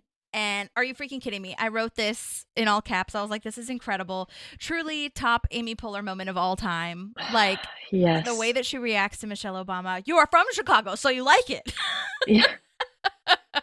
This is how I imagined myself meeting Amy Poehler. Yeah. Yes, the roles would be reversed. Yes. Oh my gosh. But like, I think we reflect on this even more now because of the current situation we're in. But she is, Michelle Obama, such a class act and just amazing. She's beautiful. She's intelligent. Her spirit is beautiful. Like the way she holds herself and talks to people. And yeah, I absolutely loved her when she was the first lady. And I continue to just idolize her as a person. And people make jokes all the time. I mean, Barack would make jokes. Obama would make jokes about how like she was really running the show, right? Like, so yeah, I just love her. I cannot believe they got her on the show while she was a sitting first lady. Amazing. Literally insane. Yeah. Oh my God. Love it. Second to all of the things that you said, I totally agree. I did a little bit of a breakdown on her too because it's not a ton because there's just so much to cover and you should really read her books. Oh my gosh, it's really, really good. Her books are fantastic. The first one's Becoming and the second, or maybe that's the second one. Regardless, I read Becoming. I haven't read the other one yet. And they're so fantastic discussing her family, how important they are. She has a podcast also with her brother that I can't remember the name of, but I'm sure if you just typed in her name, it'll come up. And it's really good. I've listened to a few episodes. It's really, really good. And they go on other people's podcasts too and talk about their relationship. But we find out that Michelle Obama works with Grant in the canon of the show all the time because they incorporate her program, Let's Move, into the national parks, getting kids outside, hiking, rock climbing, so beautiful. And again, same thing for me that you said here. I was like, oh my God, she is just creating such a legacy and doing so good for the country, such good for the country. Like I said, she is on Good Hang with Amy Poehler, and she told a story of how like Amy spit or something in this scene. And luckily Michelle Obama did not remember, but it's a must listen. So I'll post that in the show notes too, so you guys can listen. But I don't actually think this is like where I get really like almost not emotional, but also just like really passionate about this because I don't think people understand how important and huge Let's Move was. Oh my gosh. Premise changed the country. It really did for kids across the nation. The premise to help kids be healthier and to fight childhood obesity, one of the guidelines was that kids need to be exercising, moving, playing for 60 minutes a day, and for adults at least 30 minutes. There's even a portion on the website. The website's fantastic. I'm going to post that too. It has since been closed because of, we are not in that administration anymore, sadly. But there's even a portion in there that says, that sounds like a lot, but on average, kids spend 7.5 hours on video games, media, entertainment, all that kind of stuff, screens. Yeah. So, like, it's not a lot in comparison to the amount of time that you're just sitting there. And under Let's Move, there was also the portion called My Plate, which is still used today as a cornerstone of nutritional guidance for kids. She started the Every Kid in a Park program, which was under Let's Move, and it provided free access and program events for parks around the country. It also created a standard for school lunches, and vending machines had healthier choices. And this is from their website. I just copied and pasted this portion. Combining comprehensive strategies with common sense, Let's Move is about putting children on the path to a healthy future during their earliest months and years, giving parents helpful information and fostering environments that support healthy choices, providing healthier foods in our schools, ensuring that every family has access to healthy, affordable food, and helping kids become more physically active.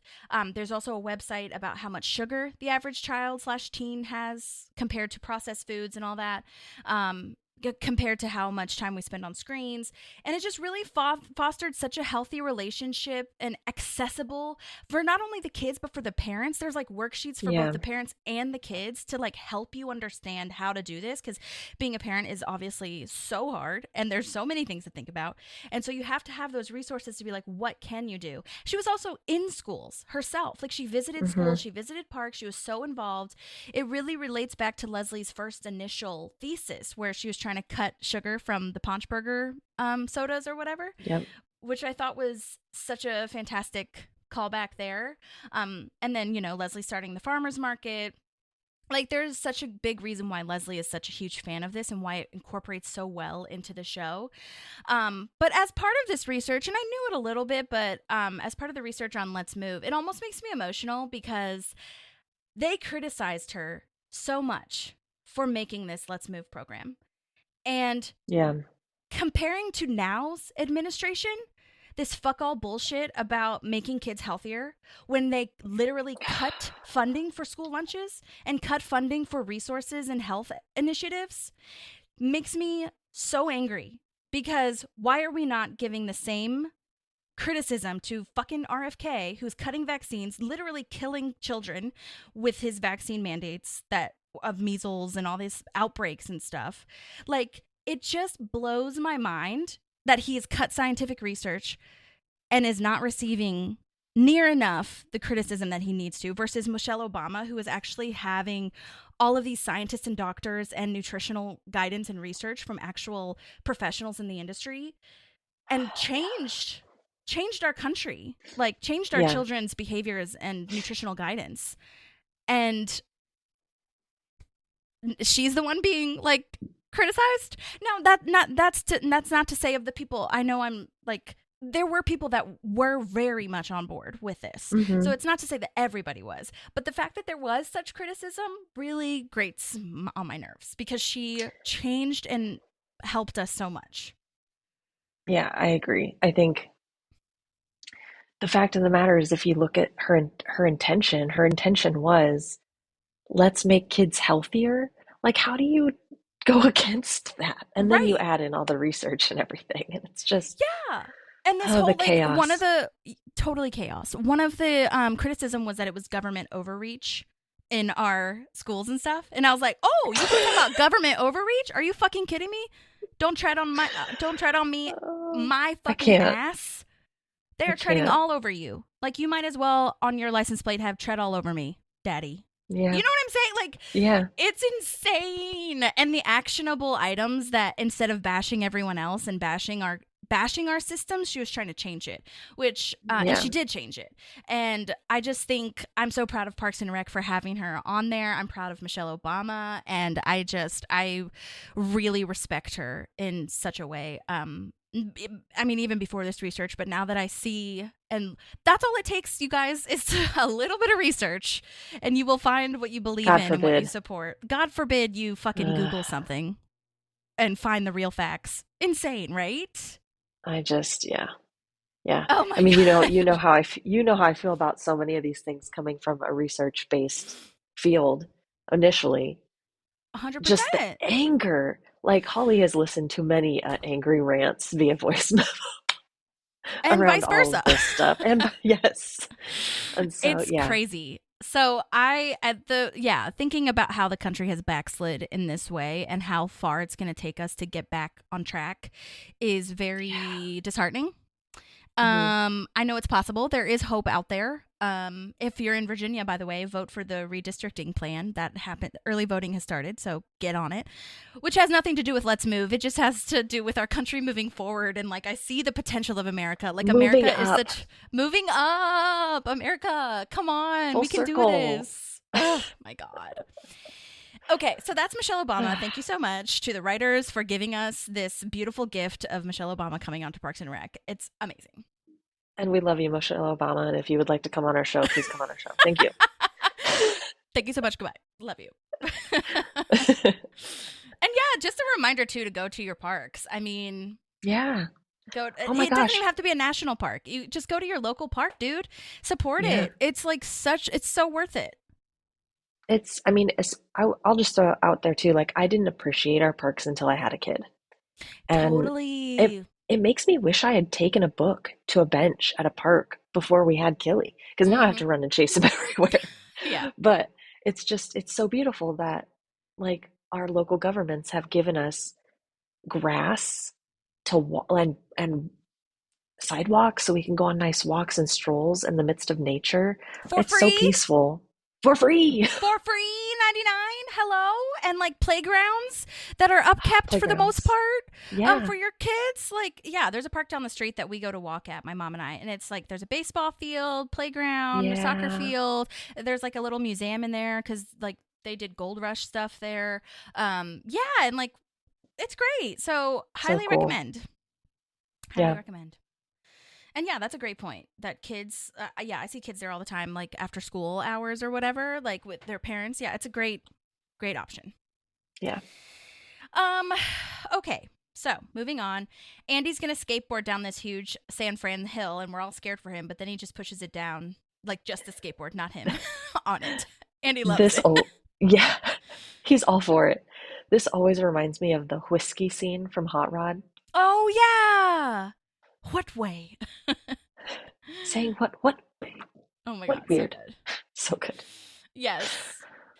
So here's this big moment, okay, where Leslie makes her decision. She tells Ben finally that she is going to take the job. She can make a difference. There's so much of the world to see. And Michelle Obama, I think, was a huge part of that. She doesn't say it explicitly. She just says she met Michelle Obama. Like, no big deal, whatever. She says that at the end. She's like, lead with that next time. Right. Exactly. So, and yeah, I think that was a big deal. And I don't think that was on purpose on Grant's part. I think Michelle Obama was just walking around, but still, that really helped. And Grant, I love the way that, I think Brady is his name. I love the way he played that too, where he just was like, yeah, that's Michelle Obama and you could be with her. Like it really isn't out of reach, you know? Right. Yeah. Your dreams are closer than you think they are. Yeah. Oh, so good. Yeah. Okay, so now we're back at Tom's Bistro. We've got 10 tables booked for the soft opening. No staff. So April's going to be in charge of service. I literally wrote, no, not April, who has no charm or like bedside manner to talk to customers. Oh my God. Crazy. Yeah, this is where I start going, Tom, here are your red flags of why you wait, right? Because you see how successful he could be. Like, this is such a cool space. Like, taking a look at it with stuff actually starting to come in it and everything. It's like, this could be such a cool, vibey restaurant. Please don't ruin it by rushing it. I know. Ugh. And then, oh my God, Craig and Donna have to work together for the wine tasting portion because Craig doesn't have his like smell senses or whatever the fuck because of the dust from the chairs. That's not going to go well because Donna clearly says she doesn't want to be yelled at. And that's... Yeah. Tom's like, please don't stick to that policy. Right. Like, because he's just going to lose it. Oh my God. And then the icing on the cake, Jerry Larry comes in with these menus. They all have pictures of his dog's rectum. They really do a good job of like yanking us back and forth on whether or not we like Jerry Larry because I was so mad at him. I love Jerry Larry because I'm like, oh, like I'm rooting for the underdog. Guy. You do a good job. Yeah. But fuck, why couldn't you proofread that? Why didn't you see that you sent the wrong fucking pictures? Yeah, it's like, it's basic. Ugh. And it could happen to Buddy. anybody. That's the thing. Like, anybody really could have done that. But the fact that it's Jerry Larry makes you think, like, did you even work on this? Did you even try? Yeah. It makes it worse for Tom, too. Well, and yeah, because he did all that paperwork for the tent stuff. That's what I mean by, like, they jerk us back and forth. Because I'm like, you did a really good job being detail-oriented. That was way more involved in, like, than these menus. Like, how did you mess this up? Hopefully they can get their money back. But Jerry Larry Terry is all over the place all the time. All the time. Yeah, exactly. That's his MO. He's just, sometimes he's good, sometimes he's not. But this reminded me of the time that Leslie tried to print her campaign sign and it was a link to the photo instead of the actual photo. That's what I thought of too. Yeah. So using, yes, it's so funny. What did she say? Like, using basic human logic. Basic human logic.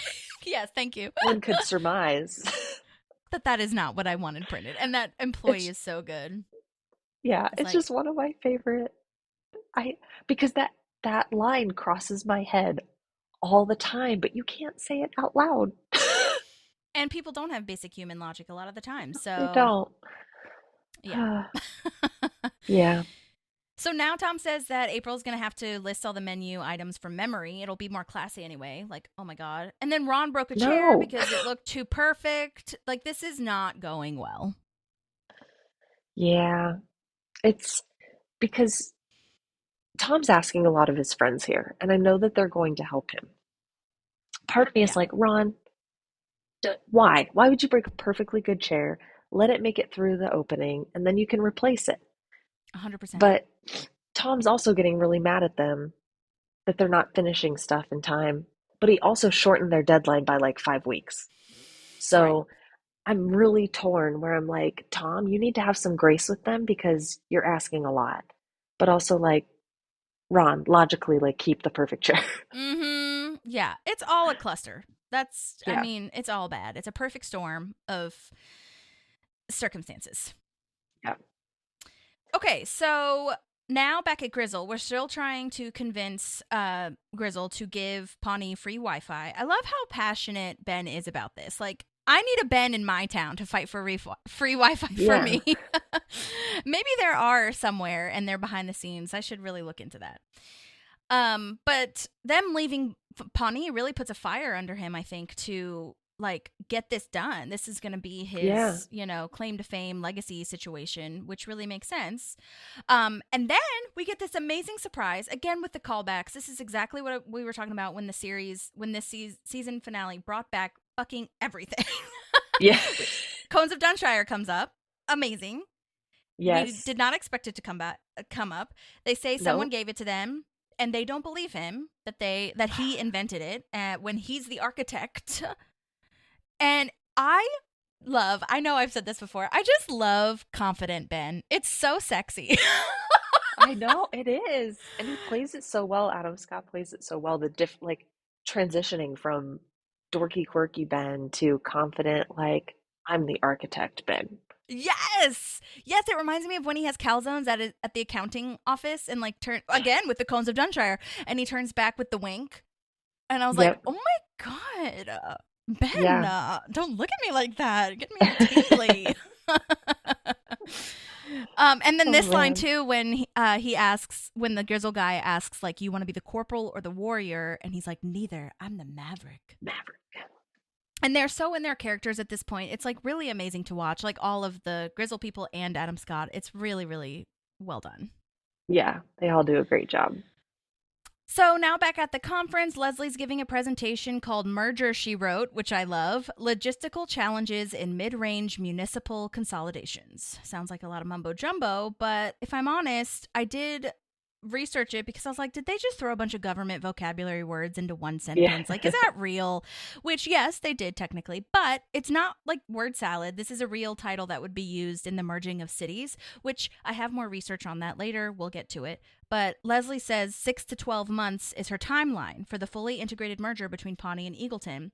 And we have an audience member that starts laughing. Well, I say audience member, but she's like in the, conference.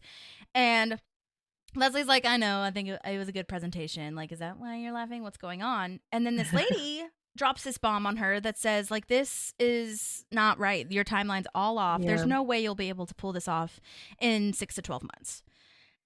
This actress is played by Jill Basie, and she's in Two Broke Girls, Horrible Bosses 2, Grace and Frankie. I love all those shows. Like, great work here. And let's see. Oh, most recently she was on It's Florida Man, which is an HBO show. I did reach out to her, and her reps replied back saying, thank you for the kind words about Jill's appearance, but she's not available to participate, but really wants to thank you for the invitation and all that kind of stuff. So that was nice, at least, that I got a response. And they just said thanks again for considering her. So yes, well done to her. She's so cute, and like she's so good laughing because she looks like this cute little lady, and then she kind of like has this critical moment where you're like, oh, that's coming out of nowhere. But she's right. I mean, I do think that we've all been a little bit of denial in a way, like myself included, thinking that she could just do the Unity concert and then it would just be done.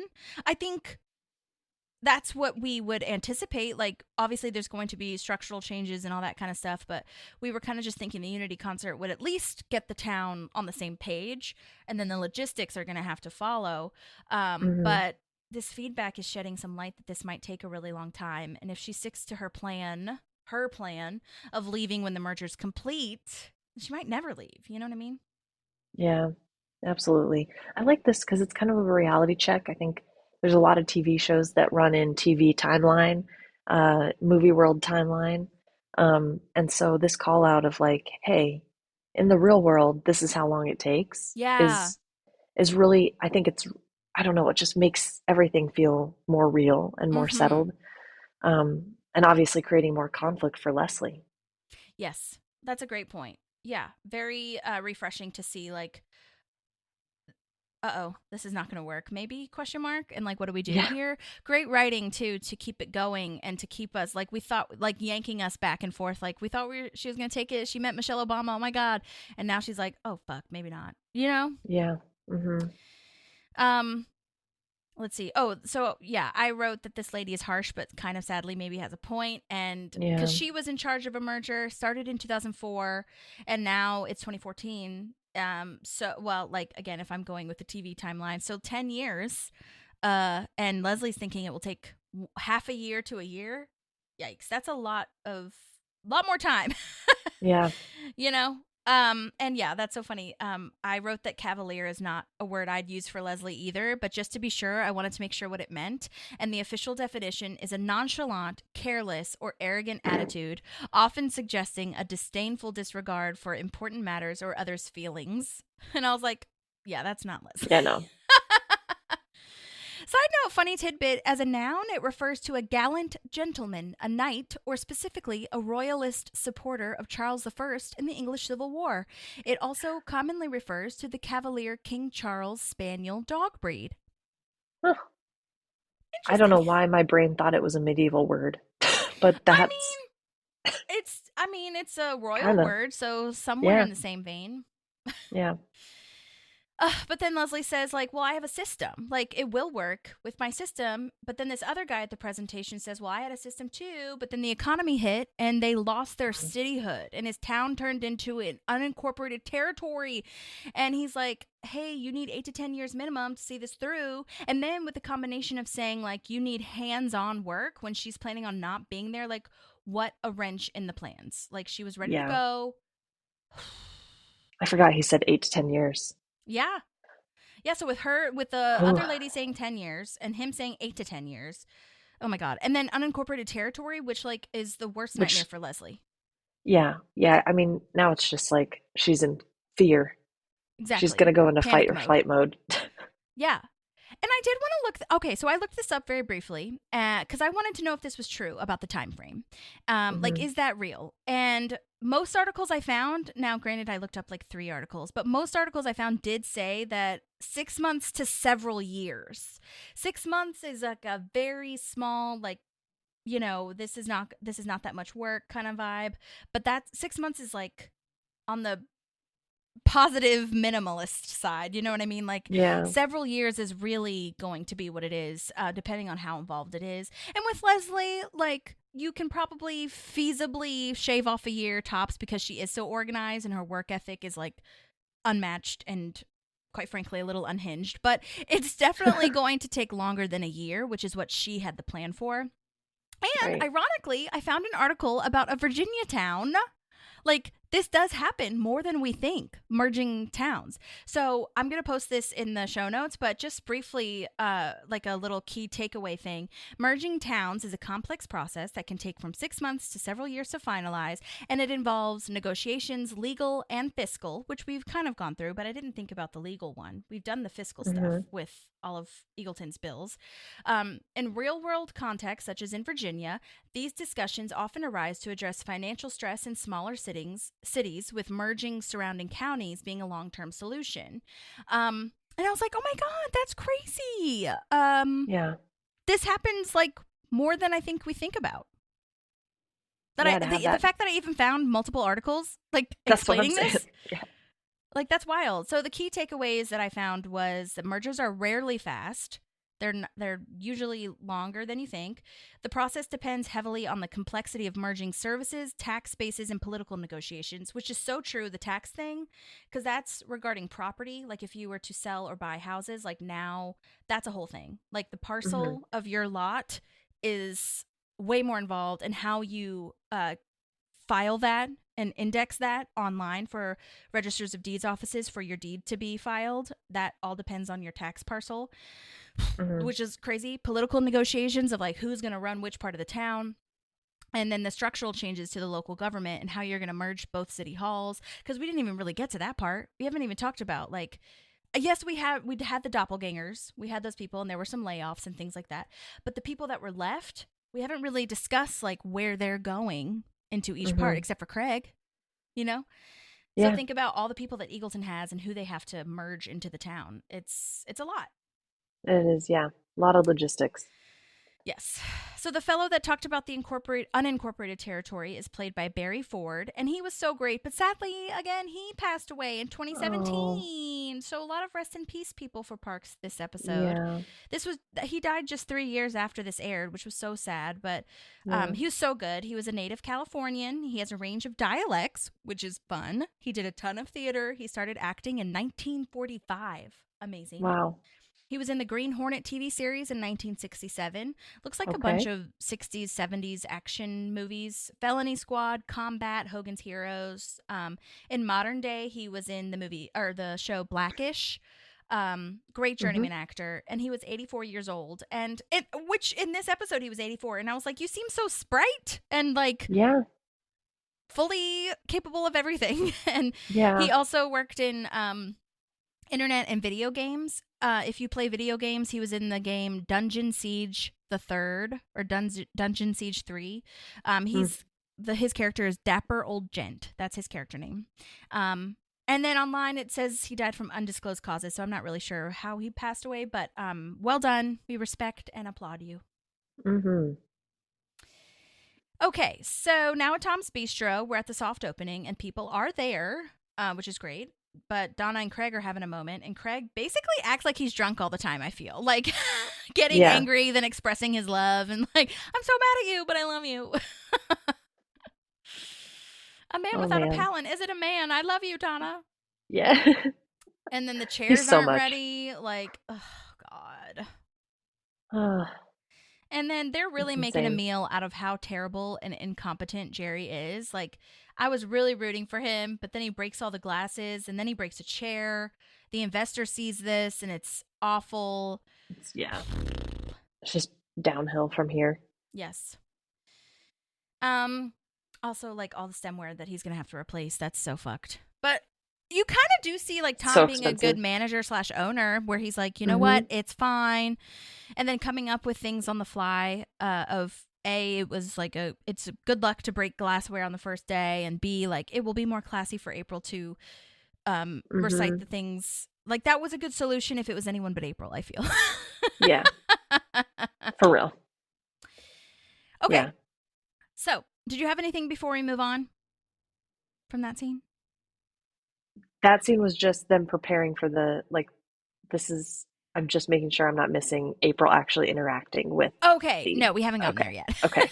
Just want to make sure. In my head, I can't remember if that's all in one scene or if we go somewhere else and then come Yeah. back. So sorry. No, you're fine. Okay, so now we're in a heated Cones of Dunshire game. Everyone is watching. Love all this random ass terminology, resource gems, shaman, all this stuff. I love this shot of Ben and looking over his cones. Yeah. It's so fierce. It's so good. It is. So Game of Thrones vibes. It's very, yeah. He's in control. You can Absolutely.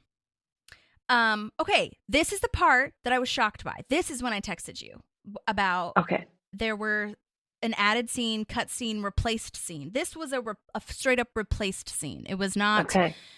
They had two versions of this, apparently. And it is completely different from what was originally aired. And the original air is the best. This was the part that I was looking forward to because it's one of my favorite Adam Scott moments. So on Peacock, okay, this guy thinks he's won. He thinks he's the best because Ben has no more resource gems left and he's laughing. Everyone's with him. And we think, this bully grizzled man got away with it. And he offers his hand and Ben says, like, I'm offering you a draw. And the other guy doesn't take it. So Ben's like, okay, whatever. You asked for it. You had the chance. And then he wins by bringing his humble farmer to the cone. Now, do you remember the original version? No, but God. I could tell that this was not right. He does talk through his moves, right, in the original. But I don't remember him. He doesn't offer him a draw. Right. The draw was not there. Okay, let me play the original Cones cut. This is the original one. Resource gems. Uh-oh.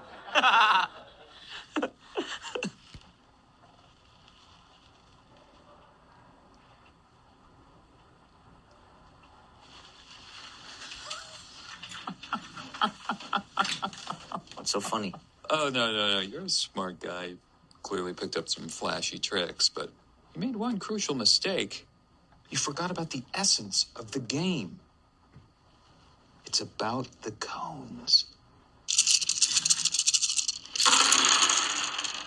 Move my abbot to the ocean hex, which moves my brinksman to the devil's lair and pushes my farmer, yes, my humble farmer, directly into the central cone.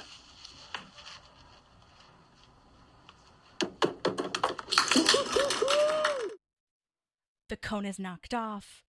Yeah. And he wins. That to me, there's no question that one is better. I 100% agree with you. This whole scene, like, I didn't know that it was cut and replaced, but this whole scene felt off to me. I was like, I knew the handshake was new, but like I couldn't put a finger on it. So the fact that you're saying that it was actually completely cut out and replaced by a different scene makes me feel much better because I remember in the one that I watched on Peacock, he says, just roll, or he says, go ahead and roll. And Ben's like, oh, I will, or whatever. And that felt off to me too, but I couldn't place why it felt off. Yeah. So yeah, this is just so badass the way that's played. exactly what I was thinking, because it goes with that fierce shot of him looking at the cones that makes so much more sense. And then this soft, creepy, all-knowing laughter that he's a king in Game of Thrones, and him just knowing so much more than this guy because he truly is the fucking architect. How dare you say that I didn't invent this? It's just so much more Ben too. Like, I don't really understand why you'd offer a draw anyway, just to make the other guy feel better. Like, you wouldn't be able to get the free Wi-Fi if you offered him a draw and he took it. Like, because it seemed genuine. Like, it didn't seem like, I'll offer you a draw, bitch. And like, he's not expecting him to take the draw. He like expects him to take the draw in a way, I feel. And I just felt like the one that I just played, the original, is the alignment with like the character of Ben. So yeah, I don't know the backstory of why they did that. Yeah, me either. Interesting. I will say, yes, very interesting. I will say I did find online that this draw moment, like the one that they ended up airing, is a near line-for-line remake of the final scene in Searching for Bobby Fischer, which is when the protagonist Josh offers his nemesis a draw that he refuses before going on to beat him. And I've never seen that before. I'm very sorry. But if you have seen that before, you'll probably see the similarity, and maybe a writer was like paying homage to them at a point. But I just feel like it's still, either one paints Ben as the better guy regardless. So like, I don't know why they did that. It's so interesting. So I was like, oh my God, I caught something. Yeah. Yeah, Fascinating. weird. Very weird. So And that we would be end with another an ad question. too. And end with what? We end with another ad too, where Andy's going to go back to the haircuts. Oh, yes, exactly. They build on that. That's yes. Yeah, so that would be another Mike Schur question. Yes. All right. So back at Tom's Bistro, our investor guy is clearly seeing how poorly this is going. April's bad at serving. I think this is the part where the Lamborghini, Bucatini, all that kind of stuff Yes. comes in. Ferrari. Right, Ferrari. I can't. Oh, and then Larry makes it even worse and comes over and starts talking about how Lord Sheldon's anus is going to be fine. Somebody should have just sent him home. Seriously, great point. That is what you should have done. Like, just get out of here. And then Ron's chair wasn't finished drying, so now this investor guy's suit is destroyed. Thankfully, he's walking out, so we don't have to say anything to him about it, but oh my God. And it is good that Lord Sheldon's going to be okay, but damn, save that for later, homie. Like, what? Yeah, what are you doing? That's not right now news. Yeah. Yeah. And yeah, again, this is where Mitch is like, you don't know what you're doing, even though he totally does. He just overshot. And I mean, as an investor, I feel like that's perfectly within his reason to be like, I can't put all my money in this if this is how it's going to go, you know? Yeah, but on the other hand, I also, like, in my head, I totally also agree that there is this side of like, yeah, this is how my money's being spent, I'm out. Mm-hmm. But the other side of me is like, you didn't ask any questions about like, well, why didn't it work? You know, there wasn't any like help to try to figure it out. Sometimes there's like silent investors where you just give the money and you can pull out. But this felt more like it should have been a partnership where it's like, hey, this is a clear sign to me that we're not ready for the Unity concert. So let's just shoot for our original opening date. Because to just completely walk out on him. Yeah. Also, when we I wonder knew that this was a stretch. Anything. That's what. Okay, I also have a note about that. Like, what is the contract? Yeah, 100%. So, but I think there's some meaningfulness to it too about having him walk out and that Tom does it on his own in the next part. So, yeah, there's a toss up there. I get the story behind it, but I'm also like, bro, you're just gonna walk out. Yeah. I know. I'm thinking of like the Shark Tank investors. This is what the Shark Tank investors would do. They would absolutely just be like, no, you fucked up. Goodbye. I just feel like they would, because my mom watches that show in the background and I hear some of them and I'm like, you're in the, okay. Like that. I guess that's what it's about. Yeah, no. And I think that's like the perfect marriage of both of our sides of it is that a lot of times the sharks are giving advice too. They're helping them be successful. Yeah. But if they're seeing signs of like, you're not even doing your part or you're not taking my advice, then they pull out. So it makes sense. Yeah. But, yeah. Bummer for Tom. It sucks. It just all went so sadly. This reminds me also of when Erin in the office says that she's taking an Italian class and it's just like where she goes to an Italian restaurant. So far I've learned linguine or whatever pasta name. Yeah. So funny. Okay. So now we're headed to the airport, and Ben is saying that apparently the Cones of Dunshire game has spread. It's all over the internet. It's all over major cities of the country, and Ben is bummed, but we, the audience, know this is a nice foreshadowing moment about the copywriting because he will eventually get that. So we'll circle back to that. And then Pawnee will get the free wireless because of the game. So that was a really nice closure moment. We love that. We can both leave with good conscience, but Leslie is super bummed because she can't leave Pawnee now with this difficult merger that she's responsible for. But also, like, she saved a town. I just wish that she'd recognize that, too. Like, you did a big thing. Like, you're not really leaving it to fend for itself. Like, you have people there that would help you. But I get what she's saying. Like, so now she says that she has to turn feels like her baby down the job. Yeah. Yeah. It does. Oh my God, this part I feel was cut too, where Leslie says, why haven't we gotten to human cloning? And she talks about Dolly the sheep. I was like, oh my God, I love that. Are you familiar with Dolly the sheep? Oh yeah. And I can't believe it was 20 years ago when they filmed that. I know. Insane. Oh my God. Let's see. Okay, this taxi driver. Side note, this is another thing I really loved about this episode. Oh my God, so many things. This taxi driver is definitely the same taxi driver as the limo driver when Andy takes April to prom. And Andy thinks all the things are free, and the limo driver has the no, it's not It's not free. But oh my gosh, that episode, if you remember, I was trying to figure out who the hell this guy was because there were so many different like discrepancies on IMDb, like having a picture of a dude and then the name was wrong after I researched it. But this, I have gotten closure. This is Doug Smith. I'm so glad he's in the episode so I could have this moment. But I was getting it confused because I think I had called him Doug Jones at one point. And Doug Jones is the creature actor, not him. And regardless, this is Doug Smith, who is on the crew for Parks. And I just think I got the name Smith and Jones confused because they're both so common. Because I feel like there was a Jones last name in another actor. Anyway, I cleared it up, and this is Doug Smith. So I love that he got to come back. I also love that he had some cut scenes that were actually aired in the Peacock version, or some cut lines, rather. So I really love that. Yeah, so good. And this is, again, where Ben's like, we're not leaving until we make a decision, which I believe is also cut because when Amy says, or when Leslie says, we'll miss our flight, like, it's fine, whatever. Or no, Ben says this. And I actually love that they did this because I definitely, as an anxious airport person, was like, how are you keeping on circling around in here? Like, you guys are not going to make your flight. So I'm glad that they mentioned it. And I don't know if this is the best solution to pressure her, like putting her on the spot like that. I don't know. Yeah. Yeah, that definitely was added. I had that note too, but yeah. I agree with you.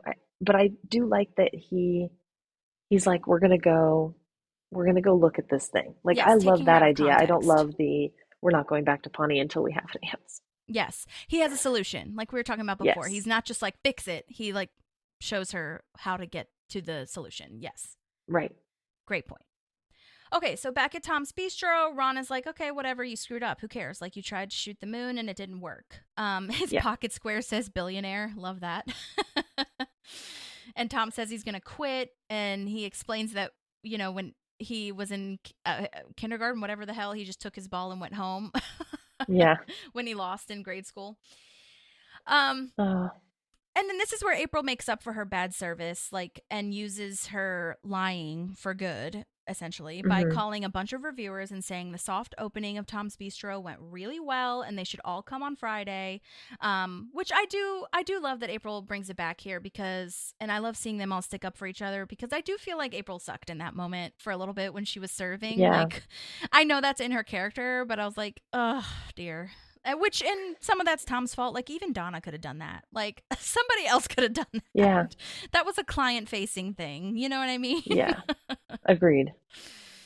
That April might not have been the best at. But, and this is kind of also another part where I think it's great that Leslie had a lot of influence on Tom because it's a big deal to do all of this with your friends, and the friends showed up for each other and are working together, and April's right that he deserves a real shot. Like, this wasn't a real shot, honestly. Like, it was half-assed, as you've said. But we deserve to see where it goes once we try for real, you know? Yeah. And $16,000 for chairs? Oh, my God. That's also added. Yes, and, I agree. Yeah. And I'm like, Ron, you knew he was working in a budget. You should have chosen... Like, you should have gone to Home Depot. You didn't need to go chop trees down. Oh, my God. What are we doing? So back at the cab, Ron would never do that, though. Yeah, true. He has standards, his standards. Yeah. So back in the cab, the taxi driver has some cut lines that we talked about where they definitely did not air this in the original version. So that's really fun. And he's kind of making it worse because he can see both sides. Like, how can you not take the job? But also, how can you leave where you put roots down? I thought that was funny. And then this was the part that I remember, like, originally airing, where she's like, I'm just going to die here in this cab at the San Francisco airport. And side note, this was filmed at the Burbank Airport in Los Angeles. So if anyone lives near that, it's super fun and cute. And you can have a little history if you drive by there or if you have a flight from there. That's where Amy and Ben were. And I love this part of Amy doing such a good job acting. Like, she really has that look on her face of like, I hate this. I cannot decide. This is kind of like eating her alive. Like, what the hell do I do? And then this is where Ben says to drive here, and we know where he's going to go. So that's very exciting. Yes. And he's on Endor from Star Wars. They're at the Redwood Yeah. Forest. George Lucas used these for his for Star Wars, and it's also a fun fact that there's like a gag reel where a Wookiee comes up to like chase Ben. It's so funny Yeah. because I don't know who it is. It must have been one of the crew members or something that did that as a prank, but I thought that was so That's funny so to see in the funny. gag reel. Oh my gosh. I want to go to the Redwoods so badly. It looks so beautiful. Yeah, it does. I think I'm trying to think. I feel like I did that during Yosemite, but it was just like a small portion. I don't think I went exactly where they went. I don't think. But yeah, I would love to go back and just remember it as an adult because I feel like I was younger. Okay, so I was wondering, now we're at the San Francisco Bridge where Ben decided to take her. And I was wondering why they didn't originally come here in the first place. Like, maybe they didn't have time with the conference in Grizzle, but I was like, you're in San Francisco. Like, why haven't you been here? But maybe they did as a backstory and they just didn't film it. I don't know. Yeah. It's okay. Good question. But the real reason why we're here at the Golden Gate Bridge really is magnificent. And Ben reminds her that she's been thinking about this in the abstract, but like, think about what it actually means. Like, you're actually standing in a national park, and you would be in charge of this whole region.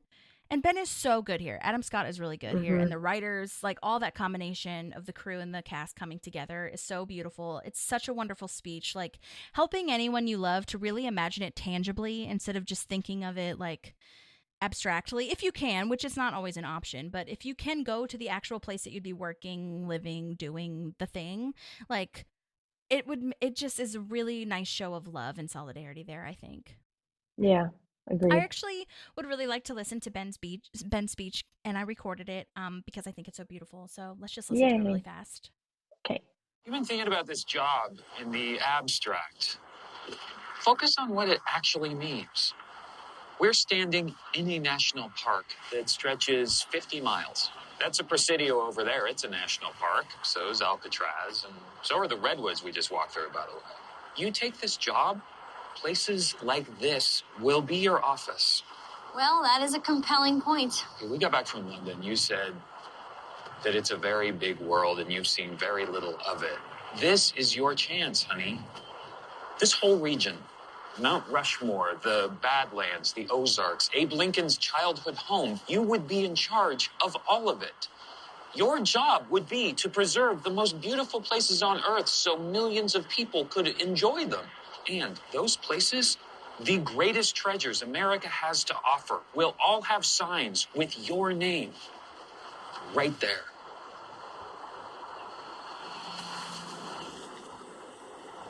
Hi, Grant. I want the job. Oh my God. Like, fucking mic drop.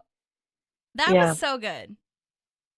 Yeah, beautifully done. It shows you how much he knows what Leslie and what's important to her. Yes, and to remind her also of what she herself has said.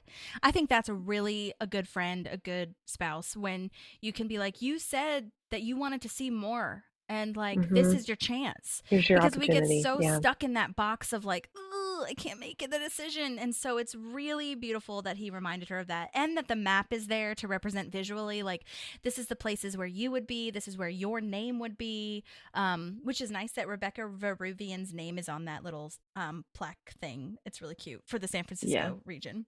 But yeah, just super well done for that to wrap up her decision. Yeah, absolutely. And I like that she's pulling the trigger. She's calling. She's going to do it now. She knows this is the right decision, and she's going to figure everything else out. But she's not going to let the decision continue to hang there. Right. And also, I was thinking too, like, I know she can't be as hands-on as she wants to, which is what those people at the conference were saying. But like, Indiana is a part of the Midwest, so like, she can still take a look at how the merger is going. She can still pop in, like, or be on the emails. She can advise, be a consultant in a way. Like, again, I know that that's wishful thinking because she's going to be so intense with her current duties or like her new duties or whatever.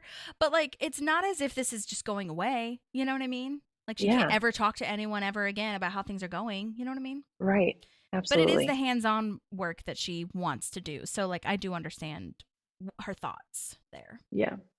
And then this phone call to Grant. It's Lepster Knopf. I love you. Bye. Oh, So priceless. Good. Yeah. All right. Love it. So then we have, okay, so this is rounding out this episode. So we have the Larry, Jerry, Leslie moment. This is cut from the original too. Did you catch this? Yes. Okay, because this was like, what the fuck? I was like, no, I don't remember this.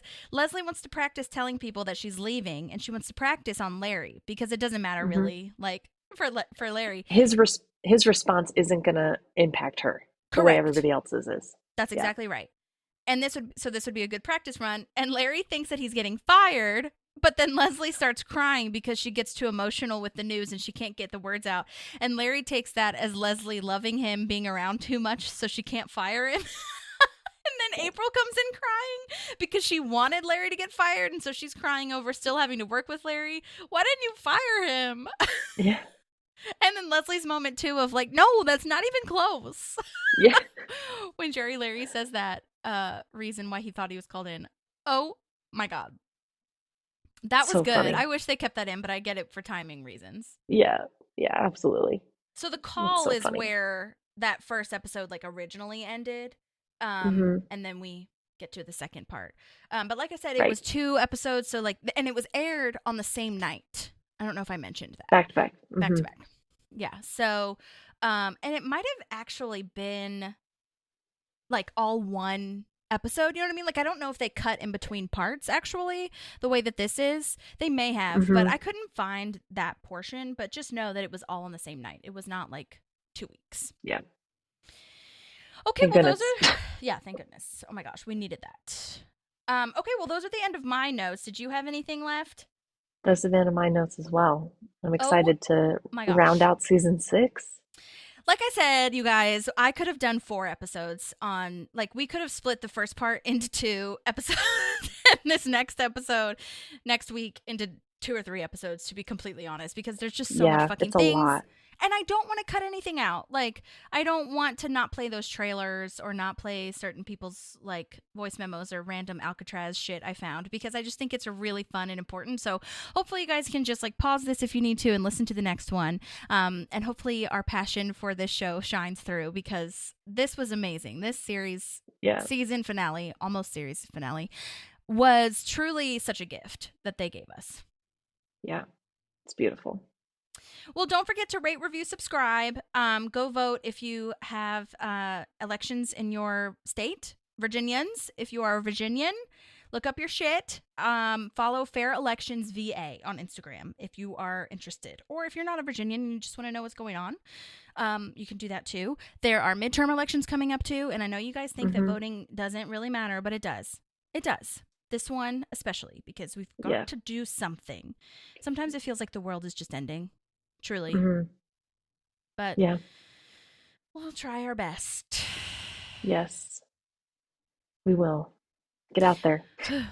Well, thank you guys so much. And yeah, speak up. Like, I really think it's important to speak up. Use that retweet function or repost function on your Instagram. Post on your stories. I know you guys think that social media is not going to turn the tide, but it will. So you need to be posting on your social media so that people know. And you need to be doing that for yourself as well so that you're informed. Okay? I know you need to take a break from social media sometimes, but we need to post some stuff so that people are aware and informed. It's just the way of the world these days. So, okay. Well, thank you guys so much for listening, and we hope you have a great week. See you next time. Bye.